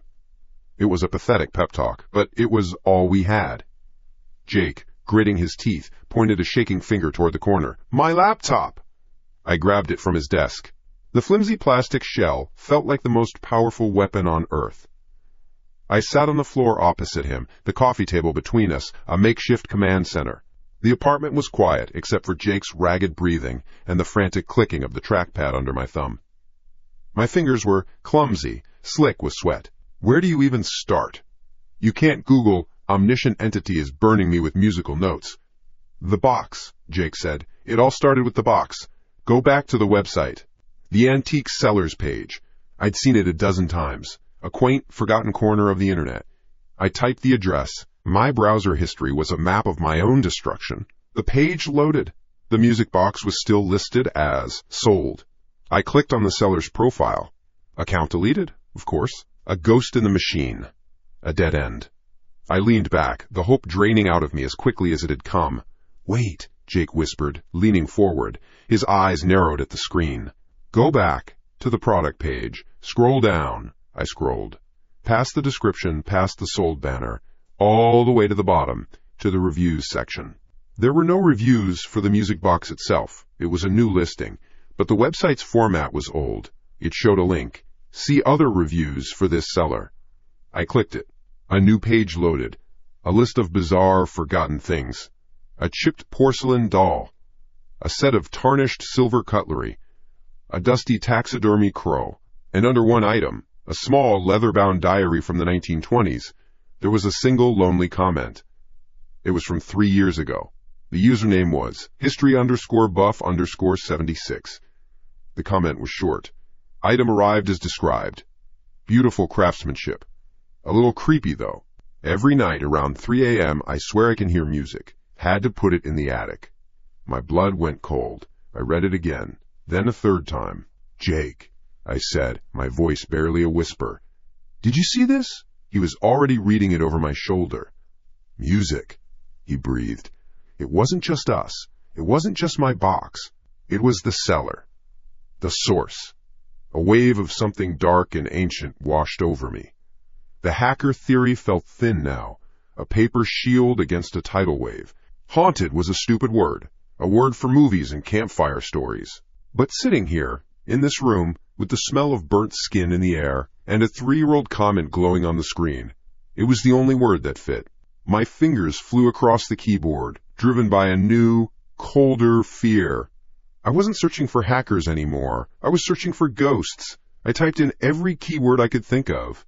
Haunted music box, antique curse, seller of haunted objects. We tumbled down a rabbit hole of paranormal forums and crackpot blogs. Pages filled with blurry photos of orbs and rambling stories of cold spots. It was junk. All of it. Useless. I was about to give up, to slam the laptop shut, and admit we were utterly, totally screwed. Then I saw it. Buried on page 5 of a search result, a link to an obscure digital archive of old newspapers. The headline was from a yellowed, scanned page dated 1888. Local musician in grisly tragedy. Family slain. I clicked. The story was from a small forgotten town in upstate New York. It told of a man named Silas Blackwood, a brilliant but tortured clockmaker and artisan renowned for his intricate music boxes. One night, in a fit of madness, he had murdered his wife and 2 small children. When the constables arrived, they found him in his workshop. He had taken his own life. The article noted a final, macabre detail. Found on his workbench, still gleaming with fresh varnish, was his last and most beautiful creation, a small, dark wooden music box. My heart stopped. It couldn't be. I kept reading, my eyes scanning the text so fast the words blurred. I found another link, this one to a local folklore forum discussing the Blackwood legend. Users traded stories passed down through generations. They said Silas's tormented soul had poured itself into that final music box. They spoke of the curse that followed it. And then I saw the list of symptoms reported by those who claimed to have encountered the box over the last century. My breath hitched. I read them aloud to Jake, my voice hollow. Unexplained music, playing in the dead of night, the same haunting, simple melody every time. Objects moving on their own, furniture turned upside down. A constant feeling of being watched. And I stopped. I couldn't say the last one. Jake leaned closer, reading it on the screen himself. And, in rare cases, victims have reported strange burns appearing on their skin. Burns in the shape of a single musical note. It was all there. A perfect one-to-one match. Our entire nightmare, laid out in a century-old ghost story on a corner of the internet nobody ever read. He wasn't a hacker. He was Silas Blackwood, a ghost from 1888, trapped in a box, reaching out through time to torture us. The fear was colossal, but it was a different kind of fear. We had a name. We had a story. We knew the enemy. It was a ghost. A dead thing. How do you fight a dead thing? I had no idea. But it was better than fighting an omniscient God in the machine who could be anywhere, be anyone. We have to destroy the box, Jake said, his voice firm. The relief in his face was obvious. The monster had a face, even if it was a dead one. It's in my apartment, I said. We go back. Together. In the morning. We smash it to pieces. We burn it. A plan. We had a plan. It felt like the first solid ground I'd stood on in days. And then the lights went out. One moment the room was lit by a single cheap lamp. The next we were plunged into absolute black. A collective sharp intake of breath. Power's out, Jake stated, his voice trying for calm and failing. The whole block? I whispered, fumbling for my phone. The screen wouldn't turn on. Dead. Mine too, Jake said, his voice closer now. The hum of the refrigerator was gone. The city noise from outside seemed to have vanished. The silence in the apartment was a physical weight. But we weren't in complete darkness. One light remained, the laptop screen. It glowed with a sick, pale light illuminating our wide, terrified eyes. We hadn't shut it down. The battery was still going. As we stared at it, the browser window closed on its own. The folklore forum vanished. The desktop appeared. And then, the pointer moved. It slid across the screen, smooth and intentional. Not a human tremor in its motion. It hovered over a single video file I had never seen before. A file that wasn't there a minute ago. The file name was workshop.mp4. My mind screamed, N-O, close the lid, smash the thing. But my body was frozen. Jake's hand gripped my shoulder, his fingers digging into my flesh. We couldn't look away. The pointer clicked. The video opened, filling the screen. The quality was terrible, like an old VHS tape. The scene was lit by a single flickering candle. It was a room of dark wood and strange tools. A workshop. In the center of the frame, a man sat on a stool, his back to the camera. He was hunched over a workbench, meticulously sanding a small, dark wooden box. It was the music box. Our music box. He was humming. A low, tuneless, awful sound. The melody. That goddamn melody. Slowly, as if he sensed us watching, he stopped his work. He set down the box. He turned on the stool. My stomach clenched into a hard, cold knot. His face was a ruin. Old, puckered burn scars twisted one side of his mouth into a permanent, horrifying grin. His eyes were dark holes in the flickering light. He looked ancient and mad. Silas Blackwood, he stared. Not at the camera lens. Through it, he was looking at us. In Jake's living room, right now. He saw us. His ruined mouth opened, the humming stopped, and from his throat came a sound that was not human. It was a low, guttural, wet growl that vibrated through the laptop speakers. A sound of pure hate from a place beyond the grave. It grew louder, rising in pitch until it became a full-throated, bestial roar of rage and madness. The video cut to black. We both flinched back, gasping, my heart trying to beat its way out of my chest. The screen stayed black for a single, long second. Then letters appeared. Crisp, white, modern text. It was not the writing of a 19th century ghost. It was cold. It was digital. It was mocking. Technology is just my stage, you idiots. The laptop's power light blinked once. The screen died. We were in total darkness. The darkness was a physical thing. It pressed against my eyes, my eardrums. The ghost of the white text still burned on my retinas. Technology is just my stage, you idiots. The silence in Jake's apartment was broken only by the sound of our own ragged breathing. The city hum, the refrigerator, the faint buzz of electronics, all gone. A dead zone. What the fuck was that? Jake's voice was a raw whisper beside me in the black. I couldn't answer. My mind was a car crash. The neat little box I'd put the fear in, the ghost of Silas Blackwood, had just been blown to pieces. A ghost from 1888 shouldn't know what a Go's MP4 file was. It shouldn't be able to type. The message wasn't the ranting of a tortured spirit. It was cold. Mocking. It was a hacker's taunt, delivered by a ghoul. A hybrid monster from two different nightmares. It felt hopeless. Utterly hopeless. We weren't fighting a ghost. We weren't fighting a hacker. We were fighting something that could be both at once. Something that used a 19th century curse as its operating system, and our lives as its user interface. We can't fight it, I said. The words tasted like dirt. It knows everything. It can be anywhere. No. Jake's hand found my arm in the dark. His grip was tight. No. Think. It has rules. It has to. What rules? It just burned a mark on you through a fucking wall. But it started with the box, he insisted, his voice gaining a desperate edge. It all comes back to the box. And that cellar. And the diary. The music. There's a pattern. We're just too stupid to see it. His words sparked something. A memory. Not of a website, but of a face. Wrinkled. Terrified. My neighbor. The old woman from down the hall. Her frantic warnings. The way she'd stared at the music box when I first brought it home, her eyes wide with a recognition I had dismissed as dementia. She tried to tell me. She'd pointed at the box and stammered, "Get it out, it listens." She knew. The old woman, I said, scrambling to my feet. My neighbor. She knew. She knew what it was. What are you talking about? She tried to warn me. I thought she was crazy. Jake, I have to go back. She knows something. Go back? Are you insane? We stay here. We barricade the door. And what? Wait for it to burn us to death from the next room? No, this thing plays with technology. It plays with stories. It's a game to it. She might know the rules. Hope was a stupid, fragile thing, but it was all I had. I needed to move. I needed to do something other than sit here and wait. I'm going. The trip back to my building was a blur of paranoia. Every shadow was a threat. Every distant siren a prelude to my own doom. I left Jake with a baseball bat and a promise to call the second I found anything, knowing my phone was a dead brick in my pocket. The city felt different, predatory. Or maybe I was just seeing its true face for the first time.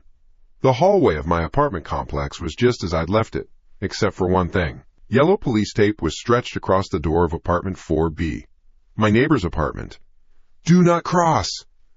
A sick feeling coiled in my gut. I touched the tape. It was fresh. I peered through the peephole of my own door. Everything looked the same, untouched. But my destination was next door. There was no one around. I pulled the fire extinguisher from its wall mount. It was heavy, solid. One hard swing at the lock. A loud, ugly crack echoed in the hall. The door swung open. A violation.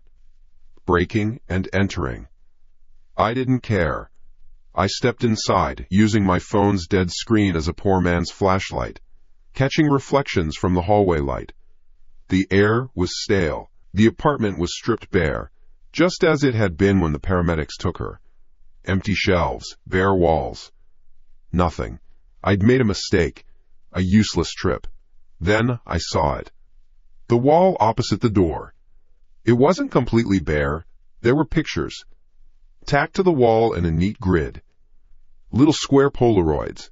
My heart hammered against my ribs. They were pictures of me. Me getting the mail, me locking my car, me carrying the music box up the stairs. And in the center of the grid, a dozen more. All of them of my own apartment window, taken from this exact spot. Every single photo had been viciously scratched out. My face was a spiderweb of deep, angry gouges. Whoever taped this door shut had missed this. This was her private shrine. A shrine of fear. My foot caught on something. I looked down. A loose floorboard. It was newer than the others, the edges splintered. Driven by a cold, certain instinct, I knelt down, wedged my fingers under the edge, and pulled. It came up with a groan of old wood. Underneath, nestled in the dark, dusty space, was a small, leather-bound journal. My hands trembled as I opened it. The handwriting inside was a spidery scrawl. The ink faded. It was hers, October 3rd. Found the most beautiful silver hair brooch at an online antique stall. A seller I had never seen before. A little swan. It reminds me of the park. I flipped through the pages, her neat handwriting growing more frantic, more slanted. October 17th. A tapping noise. Coming from the jewelry box, I must be imagining it. Old buildings make noises. October 29th. The television turned on by itself last night. It was just static. But for a second, I swear I saw a face in the snow. A little girl's face. It was smiling. November 12th. It's the brooch. It has to be. I put it in the closet, but I can still hear it. Not tapping anymore. Whispering. It whispered my name today. It used my husband's voice. My Frank has been gone for 10 years. My blood went cold. It was the same pattern. The same goddamn playbook. An object from a mysterious cellar. Unexplained noises. Technology turning against its owner. I skipped to the last few entries. The writing was barely legible. A chaotic scrawl. December 5th. It's a game. I understand now. It doesn't want to kill me. Not yet. It wants to play. It follows rules. It cannot touch me. Never. It can only touch the things I own. My things. My lights. My phone. The TV. It can move the brooch. But it can't move anything else. A ghost bound by the laws of physics and the internet. It wants to scare me. It wants me to break. It feeds on it. It wants me to give in. December 9th. The new neighbor moved in. A young man. He looks so tired. He bought a package upstairs today. I saw the box. It had the same strange seal on it as the one my brooch came in. Oh God, no. It's not just me. December 12th. It showed me his face on my tablet screen. It knows I see him. It knows I want to warn him. It whispered to me last night. It said if I tell him, it will change the rules. For me. For both of us.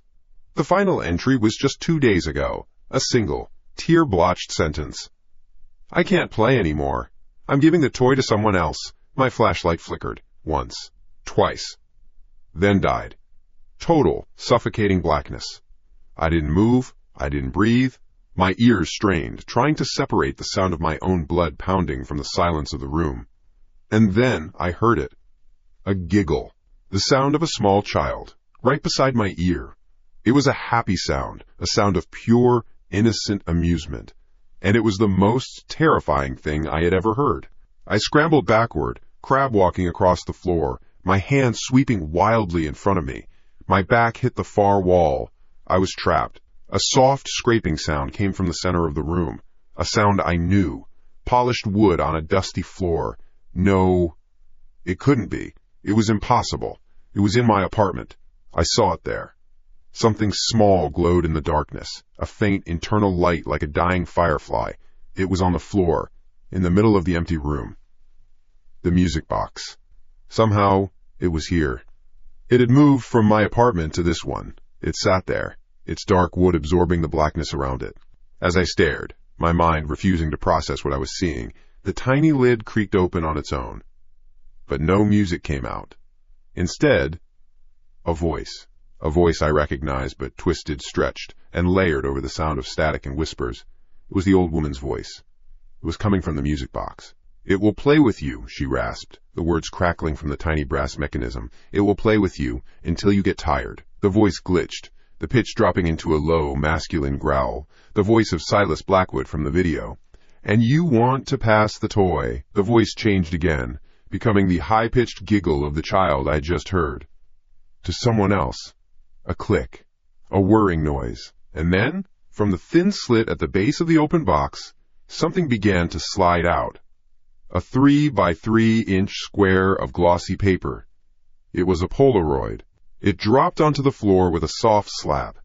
The image on it was still developing, a murky brown shape slowly resolving into focus under the box's faint, sickly light. I couldn't look away. I watched as the colors bloomed, the drab wallpaper of this very room, the empty space. And in the center, hanging from a light fixture that was no longer there, was my neighbor. Her eyes were wide, her neck at an impossible angle. But she wasn't alone. Standing in the corner of the photo, just at the edge of the frame, was a figure. A hazy, dark silhouette. Impossible to see a face, but I could see what it was holding. It was held up proudly, catching the camera's flash. A small, silver hair brooch, shaped like a swan. The Polaroid lay on the floor, a slick 3-by-3-inch lie. My breath hitched. The picture wasn't just of my neighbor. It was a message. A recruitment poster. The figure in the corner, holding up that swan brooch like a trophy, wasn't Silas Blackwood. It was a ghost, yes, but it was also a player who had won the game. And the prize was passing the controller to the next poor bastard. May. The final entry in the journal echoed in my skull. I can't play anymore. I'm giving the toy to someone else. She hadn't just given up. She had tagged me in. She had found a way to make it stop, and that way was to point it at my door, at the new guy with the strange package. The box didn't just appear. She must have done something, clicked something, accepted some horrible terms of service written in blood and code. She'd made a choice. I looked at the music box, its faint light pulsing weakly in the gloom. It was a relay baton in a nightmare marathon. It fed on fear until its host was an empty husk, and then it dangled the only way out. Find a replacement. Give the toy to someone else. A cold certainty settled in my gut, pushing the panic down. It was a hard, sharp feeling. No, not me. I wouldn't do it. I wouldn't find some other person, some other tired soul in a different apartment, and pass this curse along just to save my own skin. The game ended here. This cycle of misery, this chain letter from hell, it was going to be broken. By me. My fingers closed around the box. It was cool to the touch. Inanimate. Just a piece of wood and brass. I had to believe that. I turned and walked out of the apartment, leaving the police tape swinging behind me. The door I'd broken open didn't matter. Nothing mattered but destroying this thing. The city was asleep. Streetlights cast long, lonely cones of orange on the empty pavement. My truck was the only thing moving on the street. I drove without a destination at first, the music box sitting on the passenger seat beside me. It was silent. Watching. I could feel its presence like a passenger, a weight in the cab that had nothing to do with mass. I needed a place with tools. A place with no one around. A place where I could commit an act of violent destruction and not have to explain it. An image came to mind, a construction site a few miles out, one I passed on the way to Jake's. At night, it would be a ghost town of rebar and concrete skeletons. Perfect. A 20-minute drive felt like an eternity. Every red light, every flicker of a street lamp felt like a deliberate delay. Was it watching me through the truck's electronics? Was it stalling for time? I pushed the truck faster. The site was dark, surrounded by a chain-link fence with a gate held by a simple padlock. A single swing with a tire iron from my trunk, and it snapped open. I was getting good at braking and entering. I drove the truck onto the churned-up dirt and killed the engine. The sudden silence was absolute. I got out, the music box in one hand. The air was cold and smelled of wet earth and diesel. Bare concrete pillars rose around me like ancient ruins. I scanned the area. A portable generator. stacks of plywood. And there, leaning against a half-finished wall, was exactly what I was looking for. A pile of tools. A sledgehammer sat on top, its long wooden handle smooth, its heavy steel head glinting in the truck's dying headlights. I grabbed it. The weight felt good. Real. Solid. This was physics. This was brute force. Something the thing in the box couldn't fake. I set the music box down on a flat slab of new concrete, a makeshift altar. It looked small and harmless under the vast, starless sky. For a second, I almost hesitated. What if this made it worse? What if breaking the vessel just set the thing inside free? Too late for second thoughts. I wasn't going to let it make me into a monster.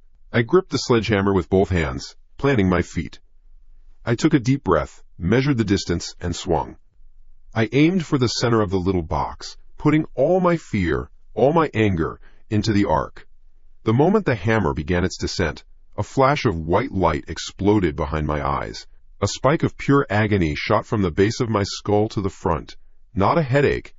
This was a surgical strike. My vision swam. My knees buckled. The hammer's head slammed into the concrete an inch to the left of the box, sending a shower of sparks and chips into the air. The crack of the impact echoed across the empty site. I stumbled back, dropping the sledgehammer. My head was on fire. I pressed my palms against my temples, a groan tearing from my throat. What the hell was that? A stroke? An aneurysm? Lugo. I waited, my breath coming in ragged gasps. The pain subsided as quickly as it had come, leaving a dull, throbbing ache behind. I looked at the box. It sat there, untouched, unfazed. It knew what I was trying to do. It stopped me. It can only touch the things I own. The old woman's words. The phone. The TV. The mark on my hand. Was I its property now? Did it own my nerve endings? Rage burned through the pain. No, I snarled to the empty night. No, you don't get to do that. I picked up the sledgehammer again. My hands were shaking. I ignored the throbbing in my skull. I focused on the box. Just a wooden box. Just break the box. I swung again. Harder this time. A wild, desperate heave. The pain was instantaneous, 1,000 times worse. It wasn't just in my head anymore. It was my whole nervous system screaming. My spine felt like it had been hooked up to a car battery. My vision went black. The sledgehammer flew from my nerveless fingers, clattering uselessly somewhere in the dark. I collapsed to my knees, my whole body convulsing. I could feel the grit of the concrete on my cheek. This was the game. Rule number 1. You can't break the toy. I lay there for a long time, the tremors slowly fading. The blackness in my vision resolving back into the dim shapes of the construction site. It was playing with me. It could have just killed me. A real aneurysm. A heart attack. But that wasn't the point. This was punishment.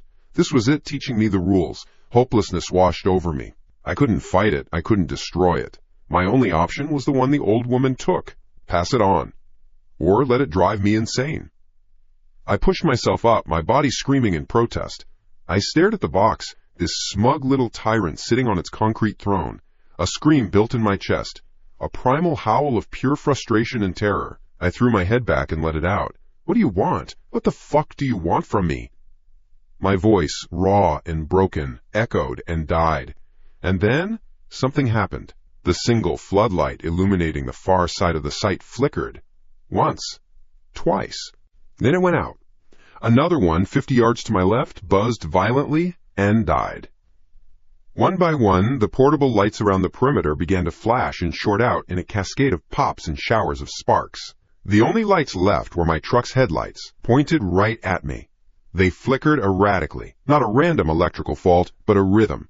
A code. Da-da-dum, da-da-dum. A low hum started, not from any single source, but everywhere at once. It wasn't a sound in the air. It was a sound in my bones, in the fillings in my teeth. The hum grew, and with it, an image began to form in my mind. Not a thought. An injection. A piece of data forced directly into my consciousness. It was blurry at first. Dark leather. Gold lettering on a spine. The headlights flickered faster. The hum intensified. The image sharpened. A book. An old, worn copy of Walt Whitman's Leaves of Grass. I could see the frayed corners, the crack in the leather spine. Then the image changed. The book was open. A section in the middle of the pages had been neatly cut out, creating a small, rectangular hollow, and nestled inside the hollow was a key. It was old. Iron. Ornate and heavy, with a complex, flower-shaped head and a long, thick shaft. The humming stopped. The headlights returned to a steady, normal beam. The sight was quiet again, except for the sound of my own frantic breathing. My blood ran cold. I knew that book. I knew that key. It was in a box in my closet, my grandfather's stuff. He'd given it to me before he died. An old, first-edition copy of his favorite book. I remembered finding the hidden compartment as a kid, thinking it was the coolest secret in the world. I remembered holding the heavy, strange key, wondering what forgotten lock it opened. I hadn't thought about it in 20 years. My mind was a car crash of colliding thoughts. The music box. The ghost. The game. My neighbor. The key. Why? Why show me that? Keep a libum. And then, the final, terrible piece clicked into place. A realization so staggering it knocked the air from my lungs. The diary entry. It showed me his face on my tablet screen. It knows I see him. It didn't pick me at random. It didn't pick the old woman at random. It was hunting, not for people. It was hunting for something they had. The old woman had the swan brooch. The original owner of the music box, Silas Blackwood, had the box itself. Each object, a breadcrumb, a step on a trail leading somewhere. It had used her to find me. It saw me through her eyes, through her devices. It saw me, the guy who lived down the hall, the guy who had a dusty old book from his grandfather in the back of his closet. It was never about me. I was not the target. I was the delivery system.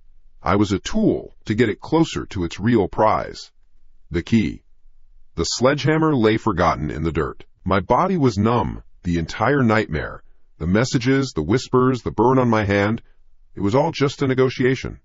A cruel, elaborate way of cornering me until I gave it what it wanted. It's the key, I whispered, the words barely audible.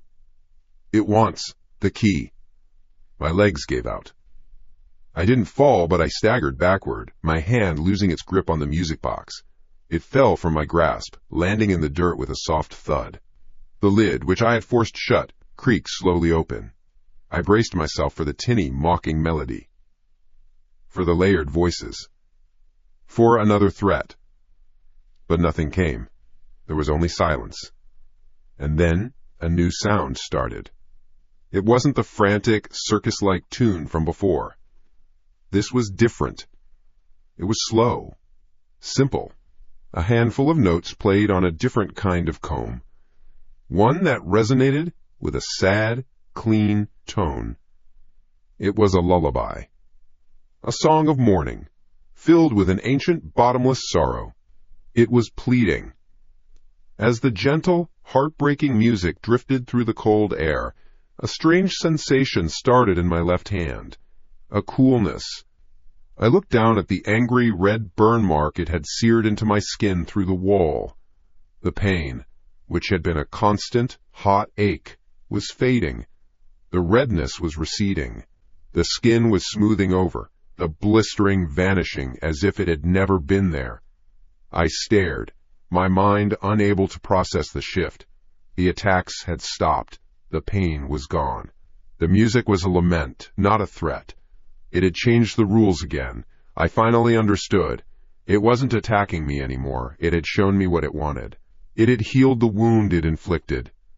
This wasn't a threat. It was a trade. It was asking for my help. The drive back to Jake's was a blur of orange streetlights and dead quiet. My truck's engine was the only sound in the world. On the passenger seat, the music box sat closed. It wasn't humming. It wasn't threatening. It was just an object now, a piece of wood and brass waiting for me to uphold my end of the bargain. A deal. I had made a deal with a ghost. The thought was so insane it felt almost normal. I let myself into Jake's empty house. The silence inside was different from the silence of the road. It was heavy, filled with the absence of a person. I flicked on a lamp, the sudden pool of yellow light feeling like an intrusion. I didn't bother taking off my boots.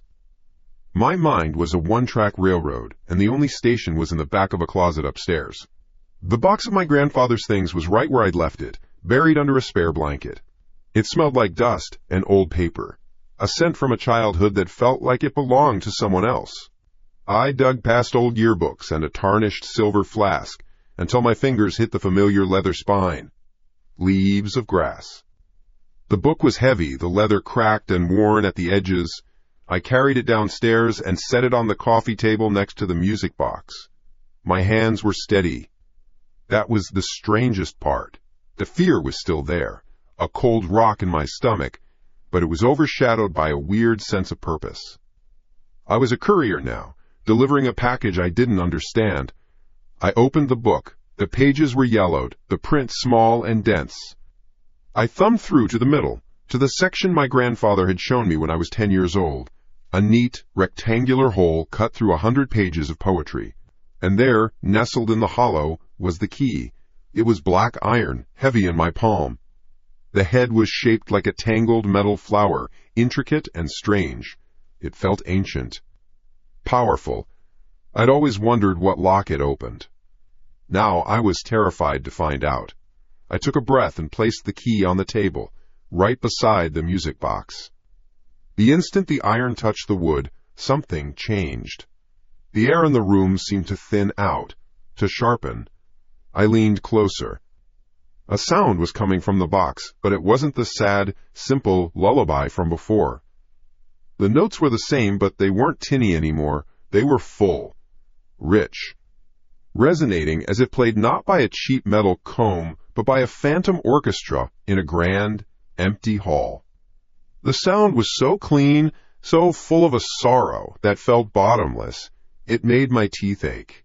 The music grew, and the image drilled into my skull again. It was clearer this time. Sharper. The musician. His face pale, his eyes wide with a desperate resolve. He wasn't looking at me. He was looking at something in front of him.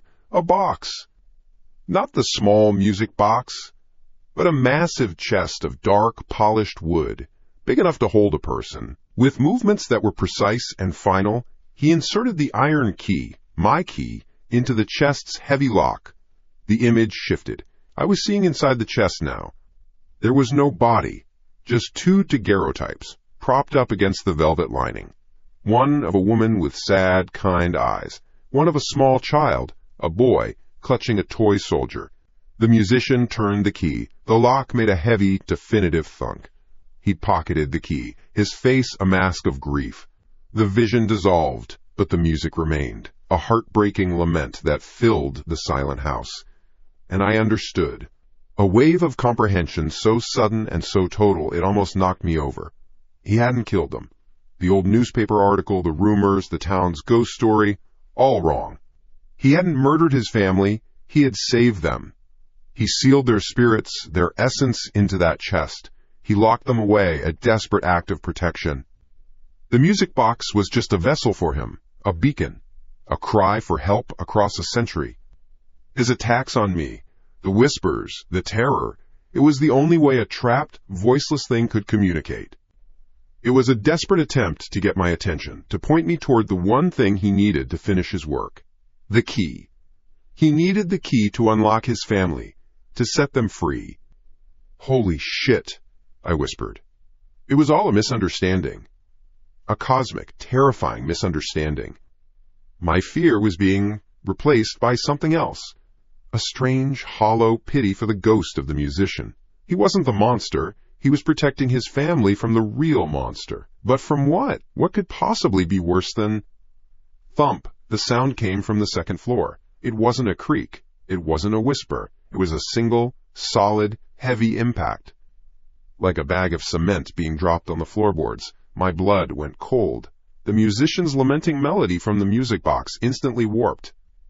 The beautiful notes twisted, soured, becoming a frantic, high-pitched screech of pure alarm. It was a warning. Then the house erupted. Every single door upstairs slammed shut at once. Wham! Wham! Wham! The sound was like a volley of gunshots, the wood splintering in the frames.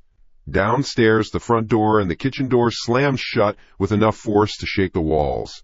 The deadbolt slid home with a series of loud, metallic clicks. I was locked in. The lamp on the end table exploded. Not a pop, but a violent shatter that sent glass skittering across the floor. The overhead light in the kitchen followed, a flash of white and a rain of hot glass. One by one, every light in the house blew out, plunging the room into near-total darkness, pierced only by the faint moonlight through the windows. My heart was a jackhammer against my ribs. This wasn't the musician. This was something else. This was what he was afraid of. A shadow in the corner of the room, by the staircase, began to darken. It wasn't a trick of the low light. The corner was actively getting blacker, the shadows coalescing, pulling the light out of the air. It was a patch of utter blackness, a hole punched through the fabric of the room. It swelled, growing larger, deeper. It had a presence, a weight that bent the air around it. A sound started, a low-frequency hum that I felt in my bones before I heard it. It wasn't a voice. It was the sound of tectonic plates grinding together, deep beneath the earth. "Mine!" the sound rumbled, not in words, but in a wave of pure, possessive intent that washed over me. It wanted the souls in the chest. It had been hunting them for a century. And I had just brought it the key. The giant shadow pulsed, and cracks began to spiderweb up the wall behind it. The drywall groaned, threatening to split open. This was it. This was the end of the line. Suddenly, a smaller shadow detached itself from the music box on the table. It was man-shaped, familiar, the ghost of the musician. It was faint, almost transparent, but it moved with purpose. It shot across the room and placed itself directly between me and the monstrous growing darkness in the corner. It was a shield, a tiny flickering candle trying to hold back a hurricane. The musician's shade turned its head, a featureless silhouette against the deeper void. It couldn't see me with eyes, but it looked at me, and my mind was on fire.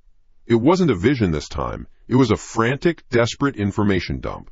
A searing flash of raw data burned directly onto my brain.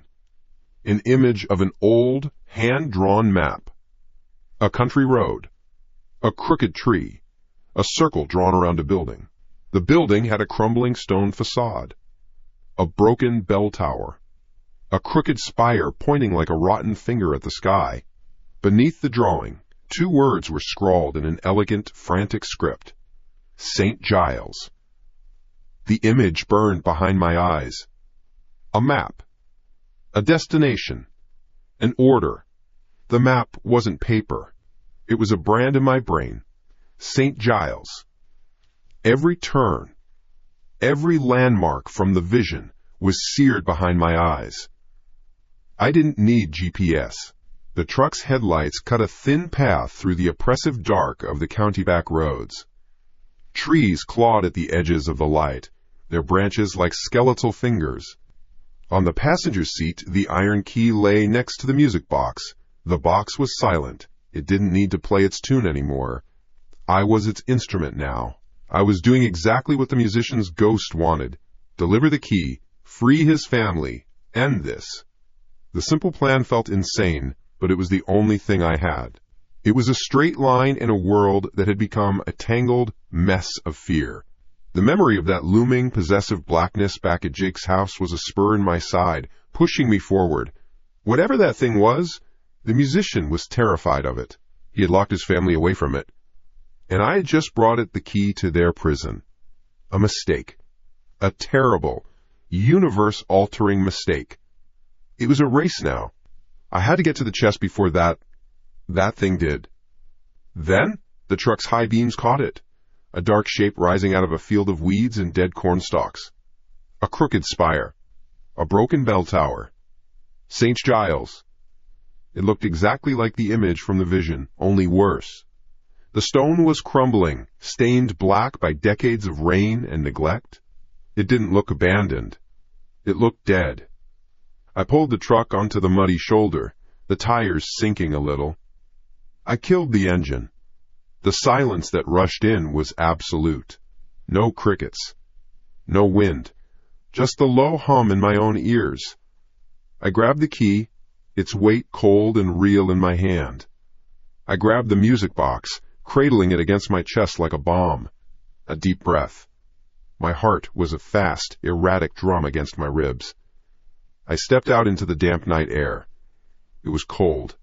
Colder than it should be in early fall. My boots made a sucking sound in the soft dirt leading up to the church. My phone's flashlight beam danced ahead of me, catching on wet leaves and slick patches of mud. That's when I saw them. Footprints. My blood went cold. They weren't mine. And they weren't old. They were fresh. Deeply pressed into the mud. The distinct tread of heavy work boots. Not just one set. Dozens. A chaotic mess of tracks leading from the road right up to the heavy oak doors of the church. They were all pointed in one direction. In. This wasn't right. What was this? Hikers? Vandals?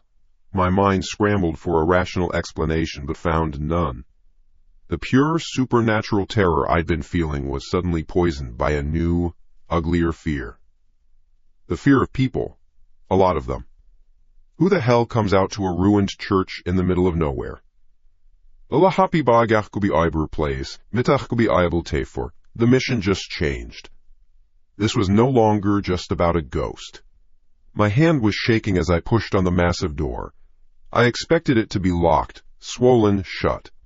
It swung inward with a low, groaning complaint, the sound echoing into a vast, dark space.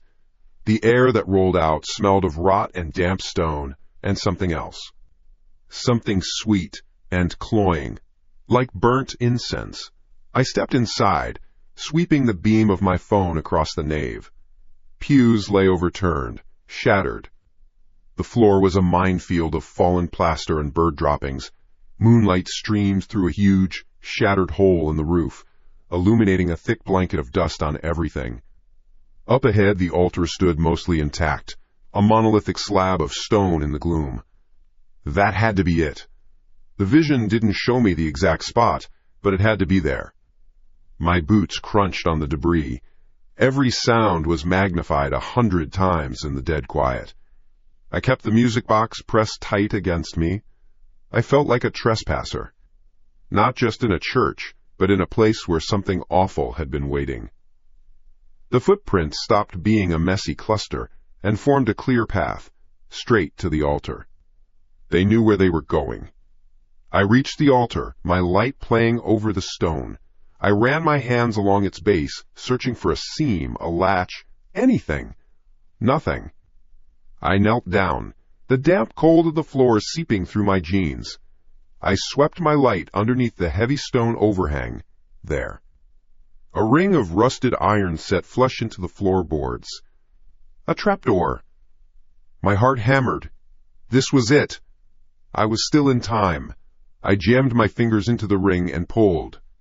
It resisted, then gave way with a screech of old hinges. I heaved the heavy wooden door open and propped it against the altar. I pointed my light into the black square of the opening. A set of steep stone steps led down into a small, cellar-like space. The air that rose up was stale and cold. The beam from my phone cut through the darkness, landing on the far wall. The space was empty. No, not empty. There were things left behind. The floor was littered with the wax drippings of dozens of candles, some of them still smoking faintly. The walls were covered in symbols, drawn in what looked like charcoal. They weren't crosses or any religious icons I recognized. They were sharp, geometric shapes, spirals that turned in on themselves, jagged lines that looked like lightning strikes. And in the center of the largest wall, a single, huge symbol, like a stylized, unblinking eye. The chest was gone. I stood there, frozen. The truth hit me like a physical blow. I wasn't the first one here. They had beaten me to it. They had taken the chest. The footprints, the broken door, the symbols. This was a ritual site. A soft click echoed from the back of the church. I spun around, my heart seizing in my chest. The massive oak doors I'd come through were swinging shut, pushed by an unseen hand. They closed with a deep, final thump that shook the floor. An instant later, I heard the heavy, metallic sound of a large wooden bar being dropped into place. Locked in. My mind screamed the words. I was locked in. Shadows began to move in the periphery of my flashlight beam. They detached themselves from the stone pillars that lined the nave. Not ghosts. Not tricks of the light.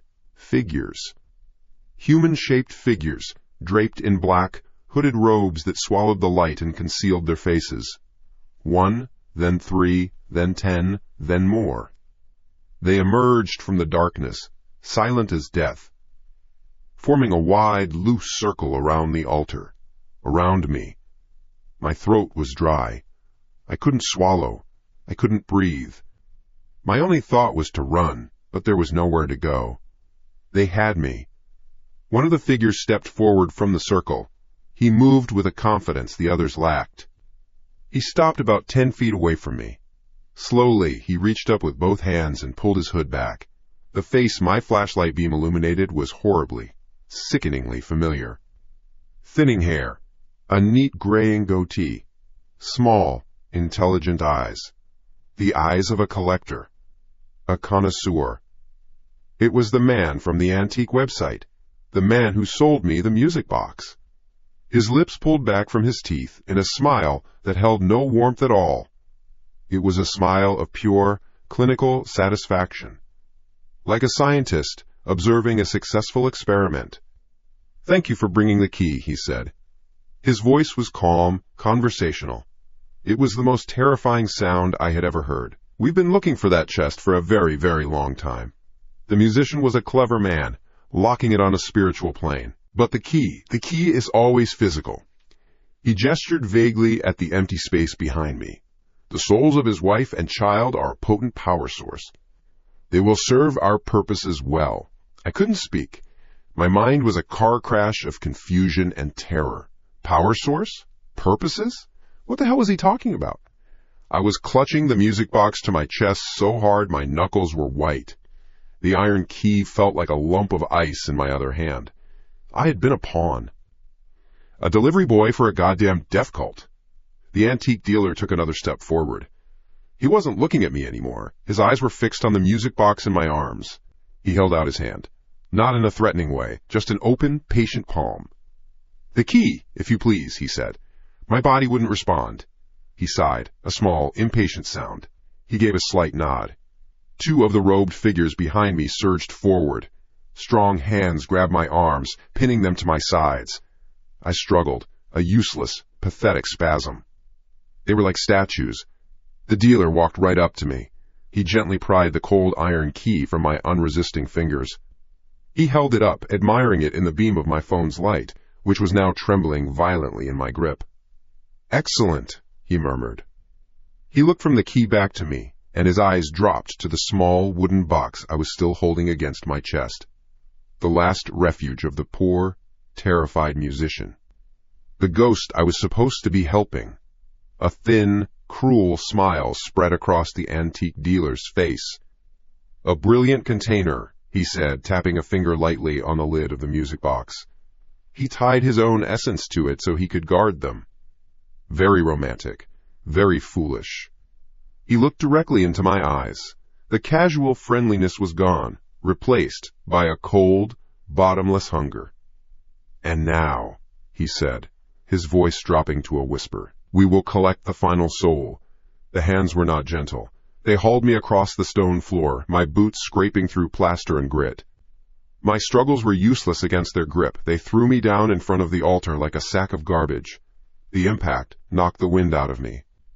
Coarse rope bit into my wrists, pulled tight behind my back. More rope around my ankles. I was trussed, helpless, my cheek pressed against the cold, damp stone. My phone lay discarded a few feet away, its light pointing at a meaningless patch of ceiling. The world was a narrow, terrifying stage, framed by the massive stone altar. The antique dealer, the leader, placed the music box on top of the slab. It looked so small, so fragile. Then, 2 of the robed figures grunted and heaved a much larger object onto the altar beside it. A heavy, dark wooden chest, bound with iron straps. The chest from the cellar. the prison for the musician's family. They had it. They'd had it all along. The leader stood before the altar, like a priest preparing for a holy rite. The other figures formed a silent, black-robed congregation behind him. My heart hammered a frantic, useless rhythm against my ribs. This was wrong. This was a perversion. The air itself felt thick, heavy with anticipation. They weren't just here to open a box. They were here to worship what was inside. He took a step back, holding the iron key I had brought him. He raised it for all his followers to see. A low, collective sigh, almost reverent, rustled through the robed figures.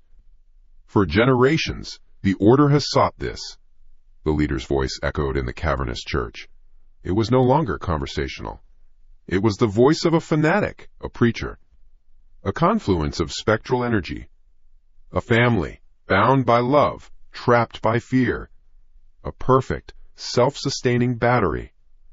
He turned his gaze from his followers to the chest. Tonight we do not just free them. We claim them. We harness their despair. We will feed. His words made no sense, but the feeling behind them, the pure, predatory hunger, filled me with a cold dread that went deeper than the fear of death. I twisted against my bonds, a pointless act of defiance. One of the robed figures stepped forward and pressed a heavy boot into the small of my back, pinning me to the floor. The leader turned to the music box, the little wooden thing I'd carried, the vessel of the musician's ghost. He tapped it again, that same condescending little tap. "And the guardian," he sneered, "a final, delicious morsel to complete the feast." He turned back to the larger chest. He lifted the iron key. He aimed its tip at the large, ornate lock set in the front of the chest. This was it. The final moment. The end of the musician's family. The end of me. My fault. All my fault. As the tip of the key touched the lock, it happened. It didn't spark. It didn't flash. It simply began to glow. A deep, angry red, like a poker left in a forge too long.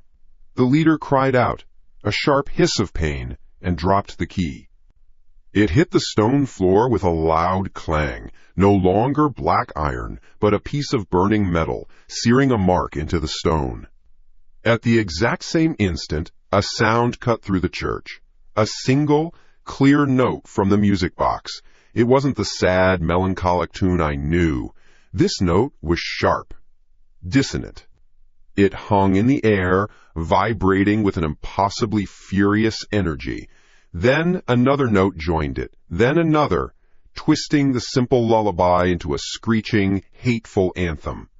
It was a melody of pure rage. The robed figures stirred, their faceless hoods turning towards the altar. The calm reverence was gone, replaced by a nervous uncertainty. The leader stared at his blistered hand, then at the glowing key on the floor. His face was a mask of disbelief. And in that moment, as the music clawed at my ears, my mind caught up. A terrible, brilliant clarity washed over me. The visions. The pull towards the church. The feeling that I had to deliver the key. It wasn't just the musician trying to free his family. That was only half the story. Why send me, a total stranger? Why not just appear to someone who lived nearby? Why the antique shop? Why make me a target first? Because he needed a pawn. He needed someone desperate. Someone who would run, not think. Someone who would lead his enemies right to him. The whole thing. The terror in my apartment. The chase. The ghost of the musician wasn't guiding me to set his family free from the chest. He was guiding me to bring the cult to the chest. It was never a rescue mission. It was an ambush, a trap laid by a ghost, with a century of patience. He didn't want to escape them. He wanted to destroy them. And I was the delivery boy who had just brought all the pieces together. My blood ran cold. I wasn't a hero. I was the lure. "It's a trick!" the leader screamed, his composure finally shattering. "The spirit is fighting back!"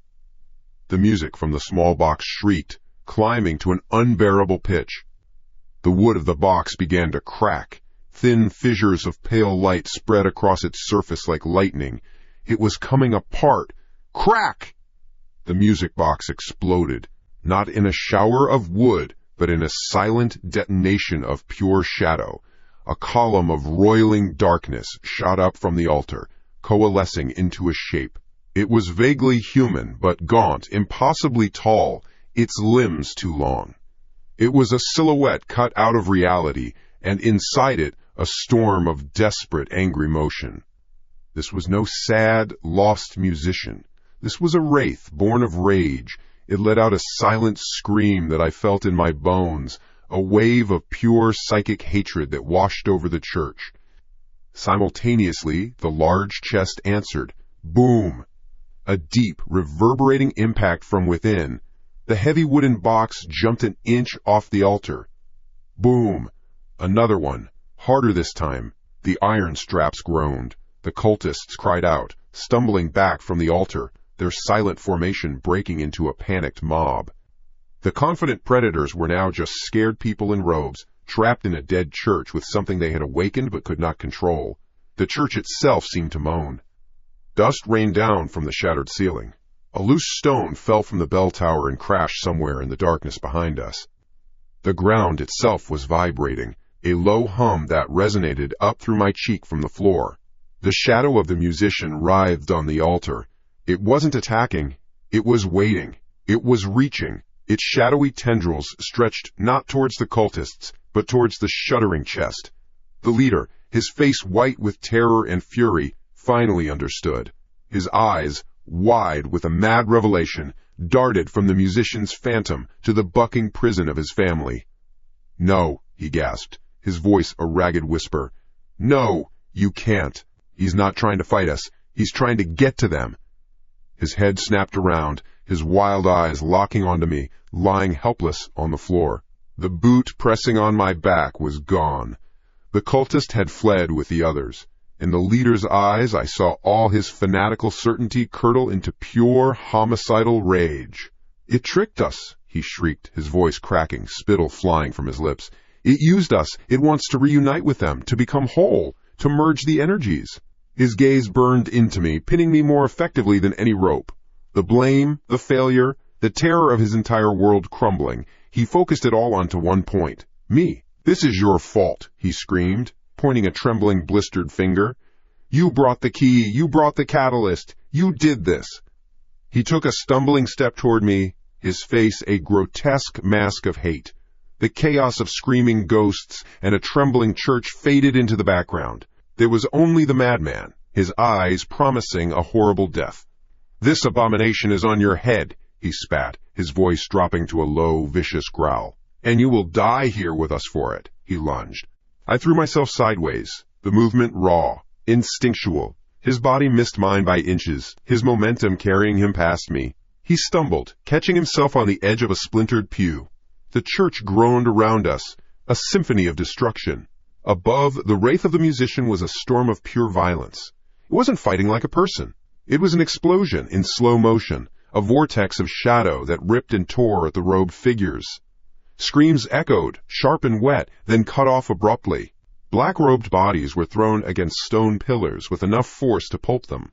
One figure was simply erased, pulled into the swirling darkness on the altar and gone. There was no blood, just the chilling finality of non-existence. They weren't fighting a ghost, they were fighting a concept. The physical embodiment of a century of rage. My focus snapped back to my bonds. The coarse rope bit into my wrists. I twisted, scraping them against the gritty stone floor. The skin tore. I felt the warm slip of blood. It didn't matter. Panic was a fuel, burning away the pain. The leader, his face a white mask of fury, was getting to his feet, turning back towards me. Boom! A massive chunk of the vaulted ceiling, a piece of stone the size of a car door, broke free. It fell in stomach-lurching slow motion, tumbling end over end. It wasn't aimed at me. It was aimed at the spot where the leader was trying to stand. He shrieked, a high, thin sound, and scrambled backward on his hands and knees. The slab hit the floor with a sound that was less a crash and more a deep, final thud. It shattered the stone tiles, kicking up a thick cloud of plaster and sarcophagus dust. The shockwave knocked me flat. The ropes around my ankles, already strained by my struggles, gave way. They didn't snap. The knot just came loose. My legs were free. My wrists were still bound, but I had leverage now. I rolled, kicking my feet, getting my bound hands underneath me. I pushed up, my whole body screaming in protest. The air was thick, impossible to breathe. Every particle of dust was a tiny shard of glass in my lungs. Through the choking haze, I saw the leader crawling away from the dust cloud, his leg bent at an unnatural angle. He was alive. He was still coming for me. The wraith ignored us completely. Its purpose was singular. Its shadowy tendrils were still stretching, grasping, pulling towards the violently shuddering chest on the altar. The whole structure was thrumming, a deep, resonant hum that vibrated through the soles of my boots. I looked at the ropes on my wrists. The knot was tight, slick with blood. No chance. I looked toward the exit, a darker patch of blackness in a church full of shadows. It was too far. I'd never make it. The leader was between me and the door. The wraith was on the altar, trapped. My eyes fell on the source of the chaos. The altar. The chest. And on the floor, still glowing with that malevolent red light, was the key. A thought, insane and desperate, flashed through my mind. So clear it cut through the panic. A thought that didn't feel like my own. It wants to become whole. The leader shrieked words. He wasn't trying to fight them, he was trying to get to them, to merge. What if that was the answer? Not to run, not to fight, but to give it what it wanted. What if the only way to stop this hurricane of hate was to let it burn itself out? A final, terrible release. The thought was madness. It was suicide. It was the only idea I had. I scrambled to my feet, my hands still tied behind my back. My legs felt like jelly. I took one stumbling step towards the altar, then another. "No!" a voice croaked from the dust. The leader. He was trying to push himself up, using a broken piece of pew for support. His face was a mess of blood and grime. The fanaticism was gone, replaced by a raw, primal terror, the terror of a man who looked into the abyss and saw it staring back. "Stop!" he wheezed, pain lacing every syllable. "You don't know what you're doing." I ignored him. I had to. I dodged a shower of smaller stones that rained down from a crack in the ceiling. The wraith shrieked again, a silent, psychic blast that made my teeth ache. Another robed cultist, one who had been trying to crawl away, went stiff and then collapsed, a puppet with its strings cut. The scene on the altar was a nightmare. The shadow boiled and writhed, its form constantly shifting. Inside it, I could see other shapes now, the faint, frantic outlines of a woman and two small children, swirling in the dark, their silent screams adding to the maelstrom. The musician, his family. The leader was right, he was pulling them into himself. I was only a few feet from the altar now. The glow from the key on the floor cast a hellish red light on the scene. "Don't!" the leader screamed, his voice breaking. He took a stumbling hop on his good leg, his hand outstretched as if to physically stop me. "It will unmake this place. It will unmake you. It's not a battery. It's a bomb." His desperation felt real, more real than the fanatical sermon he'd given minutes earlier. But what choice was there? Die here, torn apart by a ghost? Or die, trying the one impossible thing? I reached the altar. I fell to my knees, twisting my body awkwardly to get my bound hands near the floor. The stone was cold. I fumbled for the key, my fingers brushing against the hot metal. It's not hot. The thought was a shock of ice water.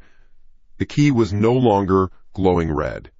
As my fingers touched it, the angry light died completely, leaving only a piece of cool, black iron in my hand. It felt dormant, waiting. I clutched it in my fist.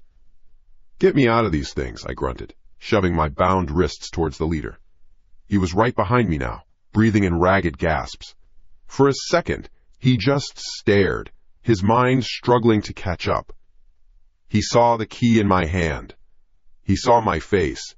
He saw the absolute certainty of my insanity. An alliance of the damned. He pulled a small, curved knife from a sheath on his belt. With a shaking hand, he sawed at the ropes. They fell away.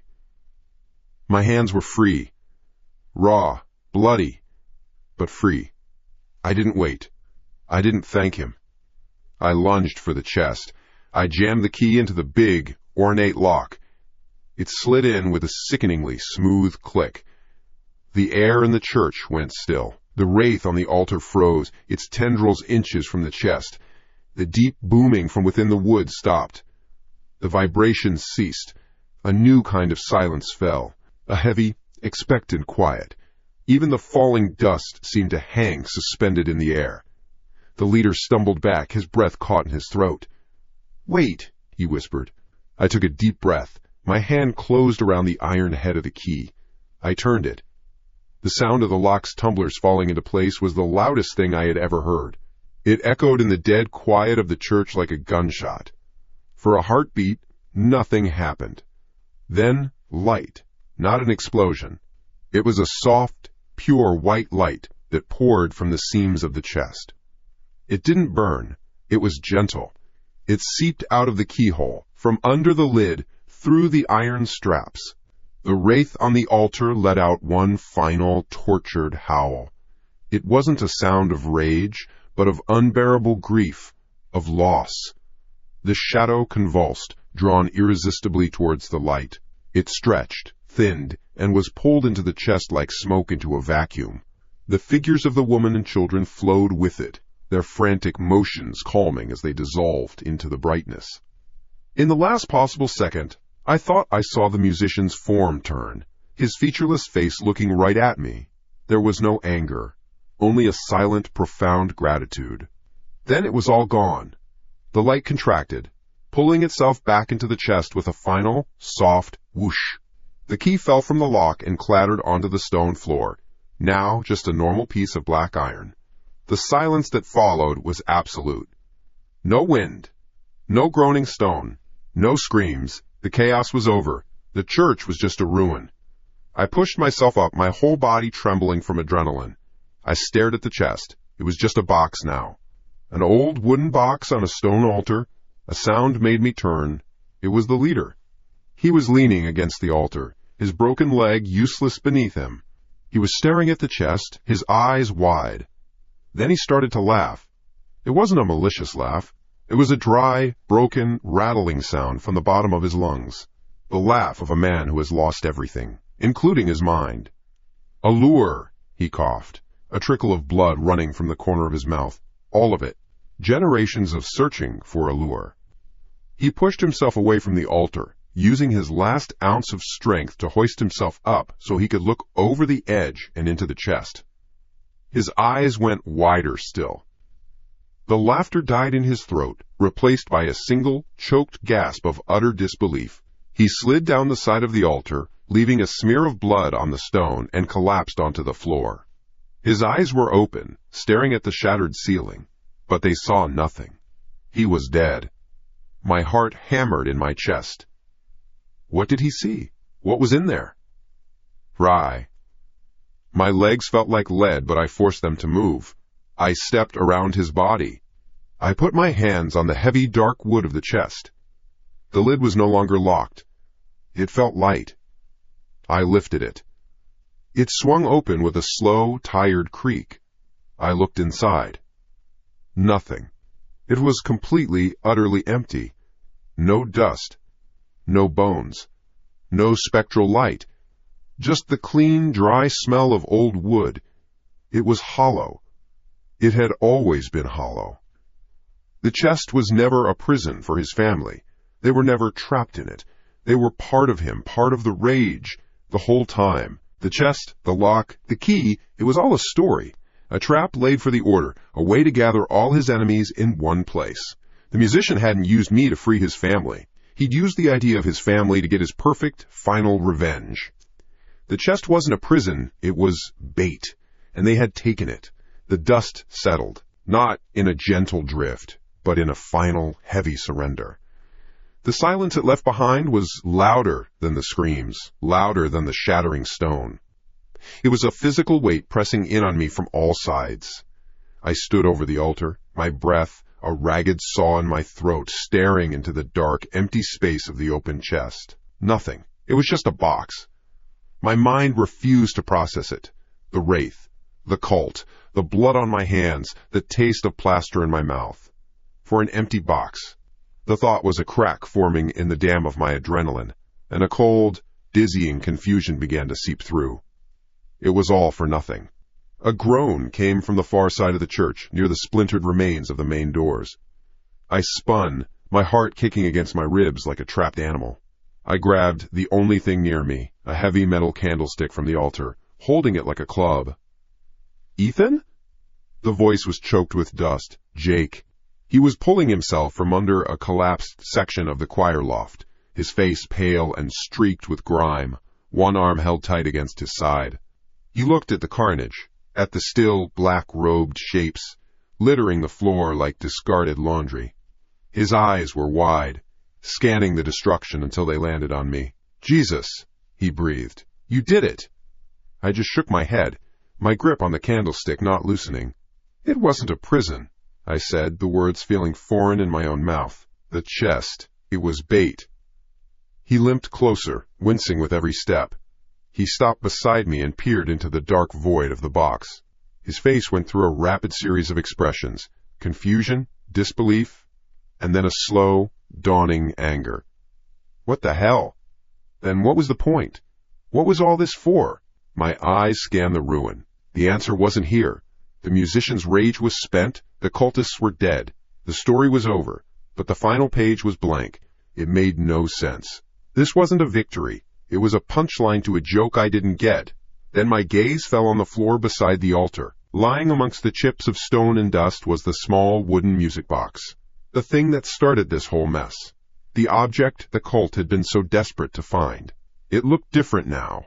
No faint glow, no hum of energy. It was just a small box. I knelt, my knees protesting, and picked it up. It was cold. Just wood and metal. An object. "What is that?" Jake asked, his voice low. "It's the first one," I said. "The music box." I turned it over in my hands. The intricate carvings felt smooth, meaningless. The rage that had poured from it was gone. It was just a trinket. I was about to toss it aside, another piece of useless debris in this wrecked church, but my thumb caught on an edge. A seam. It was almost invisible, cut with impossible precision along the grain of the wood. It wasn't part of the design. "Hold on," I whispered. I tried to get a fingernail into the crack. Nothing. It was sealed tight. Jake leaned in closer, his breathing a soft hiss of pain. "What is it?" "A false bottom." I tried again, scraping at the seam with a bloody fingernail, the sting sharp and distant. The lid of the false panel didn't move. A surge of frustration, hot and sharp, cut through my exhaustion. This thing. This goddamn box. It owed me an answer. I looked around, my eyes landing on the small, curved knife the cult leader had used to cut my bonds. It was still lying near his body. I went and got it, ignoring the dead-eyed stare of its former owner. I returned to the box. I jammed the tip of the blade into the hairline crack. I twisted my wrist. The wood groaned. With a sharp snap, a small splinter of wood flew off, and the panel popped loose. It wasn't deep. Just a shallow compartment, maybe half an inch deep. It wasn't a place to hide a soul. There was no spectral light. No puff of angry smoke. Just paper. A small stack of papers, folded tightly and yellowed with age. They smelled of dry dust and time. Carefully, I tipped the box and let them slide into my palm. Jake watched, his face a mask of tense curiosity. I unfolded the first one. It was sheet music. The notes were written in an elegant, spidery hand. The ink faded to a rusty brown. A complex, melancholic melody. I unfolded another. More music. Page after page of compositions I'd never seen or heard. They were beautiful, and utterly useless to us. "Sheet music?" Jake's voice was laced with bitter disappointment. "We went through all that for some fucking sheet music?" "Wait." There was one more document, folded separately at the bottom of the stack. It was thicker, the paper of a higher quality, covered in dense, legal-looking script. At the top, in the same elegant hand as the music, were the words, "Last Will and Testament of Alistair Finch, the musician." My blood ran cold. This wasn't a relic. This was paperwork. I started to read, my eyes flying across the page. Jake leaned over my shoulder, his breath catching as he read along with me. The legal jargon was thick, but the intent was brutally clear. It spoke of his estate, a considerable fortune according to the document, including property, investments, and the publishing rights to his entire musical catalog. These were the papers of a very wealthy man, and it was all to be left in its entirety to a single beneficiary. I got to the clause that defined the heir.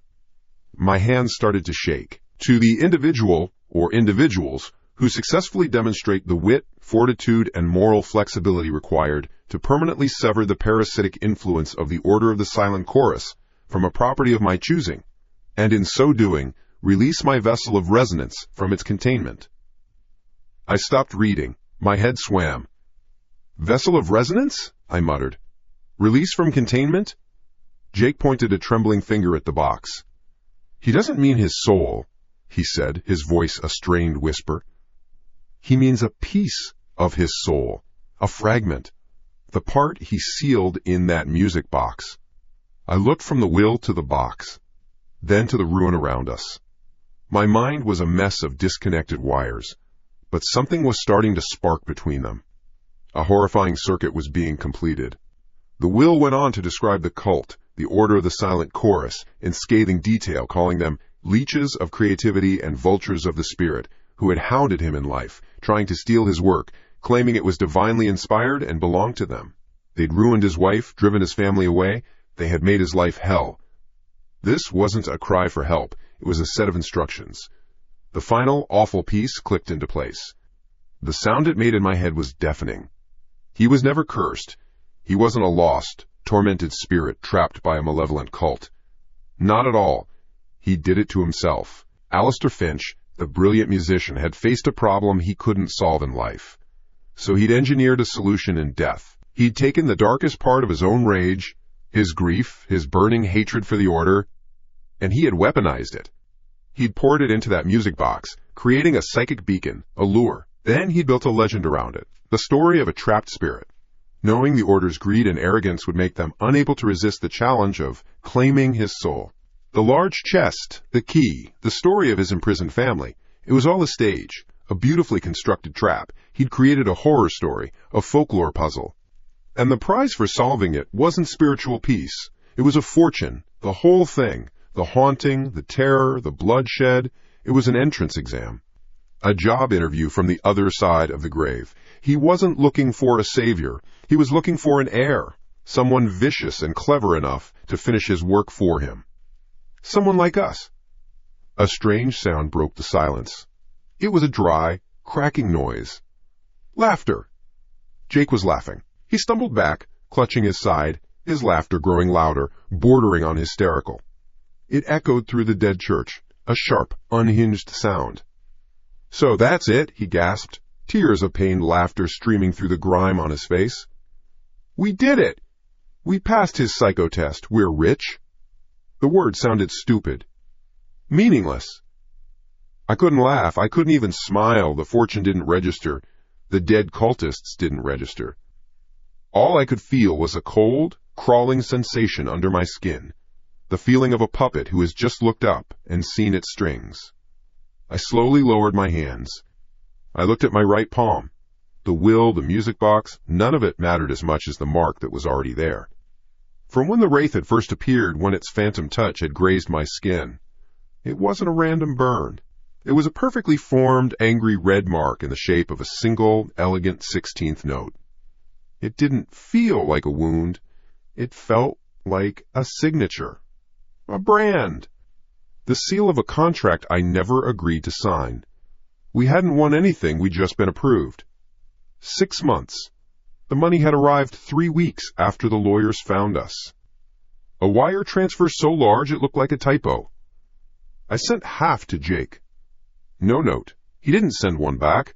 We didn't need to talk. Some things you can't talk about. You just try to bury them under enough cash that they suffocate. So I bought this place. A sprawling stone manor north of the city, hidden behind a mile of private road and a wall of old-growth trees. The kind of ridiculous fortress you only see in movies about old money. I slept in a bed the size of my old apartment. I drank whiskey that cost more than my first car. I tried to forget. Tonight the whiskey tasted like water. I swirled the amber liquid in the heavy crystal glass, the ice clinking with a sound that felt too loud in the cavernous study. Leather-bound books I'd never read stared down at me from 20-foot shelves. A fireplace, unlit, yawned like a black mouth. This was my new life. Quiet, safe, empty, creak. I stopped. The sound came from upstairs, sharp, distinct, a single footstep on old wood. My eyes flicked up to the ceiling. It's an old house, Ethan, I told myself. Houses make noises. I took a sip of whiskey. The burn in my throat was a familiar anchor. A house this big was bound to have its own language of groans and sighs. It meant nothing. I put the glass down and walked to the massive bay window. Outside, my reflection was a pale ghost against the blackness of the lawn. I could see nothing but a few faint stars. I was alone. Completely and utterly alone. That was the point. No neighbors. No one to hear a scream. The thought came unbidden. A cold sliver of ice in my gut. I pushed it away. That life was over. I had the paperwork to prove it.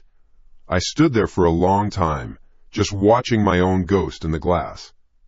The silence pressed in. It wasn't a peaceful silence. It was a listening silence, a waiting silence. I turned away from the window, the feeling of being watched crawling over my skin like ants. My hand, my right hand, itched. I didn't have to look. I knew the mark was still there, a faint, angry red 16 note branded into my palm. A signature. Creak. This one was different, longer, slower, directly above me. My head snapped up. It wasn't the sound of wood settling, it was the sound of weight being shifted. Deliberately. Hello? My voice was a dry croak. It got swallowed by the room. Silence answered. A heavy, absolute silence. Okay, asshole, I muttered, my heart starting a low, heavy drumbeat against my ribs. I grabbed the one thing in the room that felt like a weapon. A heavy brass fire poker. It felt cold and solid in my hand. Better than nothing. I left the study, my expensive leather shoes silent on the Persian rug in the main hall. The grand staircase rose into shadow before me. Every horror movie I'd ever seen screamed at me not to go up there. But this wasn't a movie, and if someone was in my house, they were going to leave. One way or another. I took the stairs one at a time. My breathing was loud in my own ears. The poker was slick with sweat in my grip. Each step groaned under my feet. Creak. Groan. Creak. Halfway up, I stopped. I listened. Nothing. Just the hum of the refrigerator from the distant kitchen. The second-floor landing was a long corridor of closed doors. The sound had come from the master bedroom. My bedroom. At the far end of the hall, the door was slightly ajar, just as I'd left it. I moved down the hall, my back against the wall. The poker was held out in front of me. I felt stupid. I felt terrified. The two feelings churned in my stomach. I reached the door, my heart hammering. I took a deep breath, kicked the door wide open, and lunged inside, poker raised. The room was empty. The massive four-poster bed was undisturbed. The curtains were drawn. The door to the walk-in closet was closed. The ensuite bathroom was dark. I checked them all.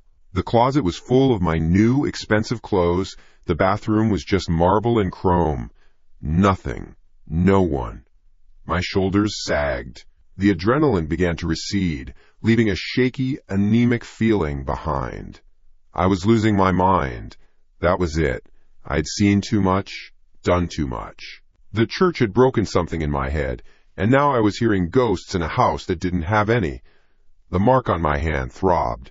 I leaned against the door frame, the poker hanging limp in my hand. Just an old house. Just a broken brain. I went back downstairs. The study felt the same, but different. The silence was back, but now it felt mocking. I sat down at the antique mahogany desk and opened my laptop. The screen flared to life, bright and clean and modern. I needed a distraction. Work emails. News. Anything. Anything but the silence and the creaks that may or may not be real. And then I saw it. Ping. A new email. It appeared at the top of my inbox. The sender was a random string of letters and numbers. No subject line. My blood went cold. My hand froze over the trackpad. It was just spam. It had to be. Delete it. Just drag it to the trash and forget you ever saw it. But my eyes were locked on it. I couldn't look away. My mind flashed back to the church. To the will, wit, fortitude, and moral flexibility. An entrance exam. A job interview. This was a message. I knew it, the same way an animal knows when a predator is near. This was a part of the job. My finger trembled as I clicked. The email opened. It was blank. Just a white screen. My breath hitched. Then I saw it. A single attachment at the bottom. A small icon of a speaker. An audio file. Unheard _melody _01.mp3. I stared at it. My heart was a frantic bird beating against the cage of my ribs. Don't do it. Close the laptop. Throw it in the fireplace. Get in the car and drive until the sun comes up. But I knew I wouldn't. He was looking for an heir, someone vicious and clever. Not a coward. My hand moved on its own. The cursor hovered over the file. The double click was the loudest sound I had ever heard. For a second, nothing happened. Then a sound filled the study. Piano. A single, beautiful, melancholic melody. It was one of his. One of the pages of sheet music I had found hidden in the music box. It was a masterpiece, full of a longing so profound it ached. I'd never heard it played before. The notes were clear, played with an impossible skill on what sounded like a grand piano. The music swelled, echoing in the high-ceilinged room, each note a perfect, heartbreaking pearl. I found myself leaning forward, captivated. The terror was still there, a cold stone in my stomach. But the music was a strange comfort. It was just music. Maybe this was a gift. A prize. The first of many. Then the melody faltered. A note was missed. Then another. The perfect rhythm began to stumble. The chords became dissonant, ugly. It sounded like the player was losing their way, their fingers fumbling on the keys, searching for a tune that was slipping away from them. The beautiful melody disintegrated into a series of disconnected, questioning notes. Plink, plonk, plink, like a child learning to play for the first time. It was wrong, all wrong. It sounded like someone was in a dark room, feeling their way across the piano, trying to remember what they were supposed to be doing. Then the music stopped. The silence that rushed back in was suffocating. I didn't breathe. I stared at the laptop screen, at the completed progress bar of the audio file. My ears were ringing. I waited. For what? I didn't know. A scream. A bang. Something. Instead, a voice spoke from the laptop speakers. It wasn't the ragged, ethereal rasp of the wraith from the church. This voice was smooth, cultured, dripping with old money and calm authority. A man's voice, clear and close, as if he were standing right behind me. The next test is about to begin. A pause. I could hear the faint, wet sound of lips parting. Are you the player, Ethan? Or are you the proctor? My eyes shot up from the laptop. I didn't look at the screen. I looked past it, into the deep, impenetrable shadows of the house. My house. My prize. My gilded cage. I hadn't escaped the church. I hadn't won. I had just been moved from the waiting room to the main office. The house wasn't a home, it was a game board. And the game had already started.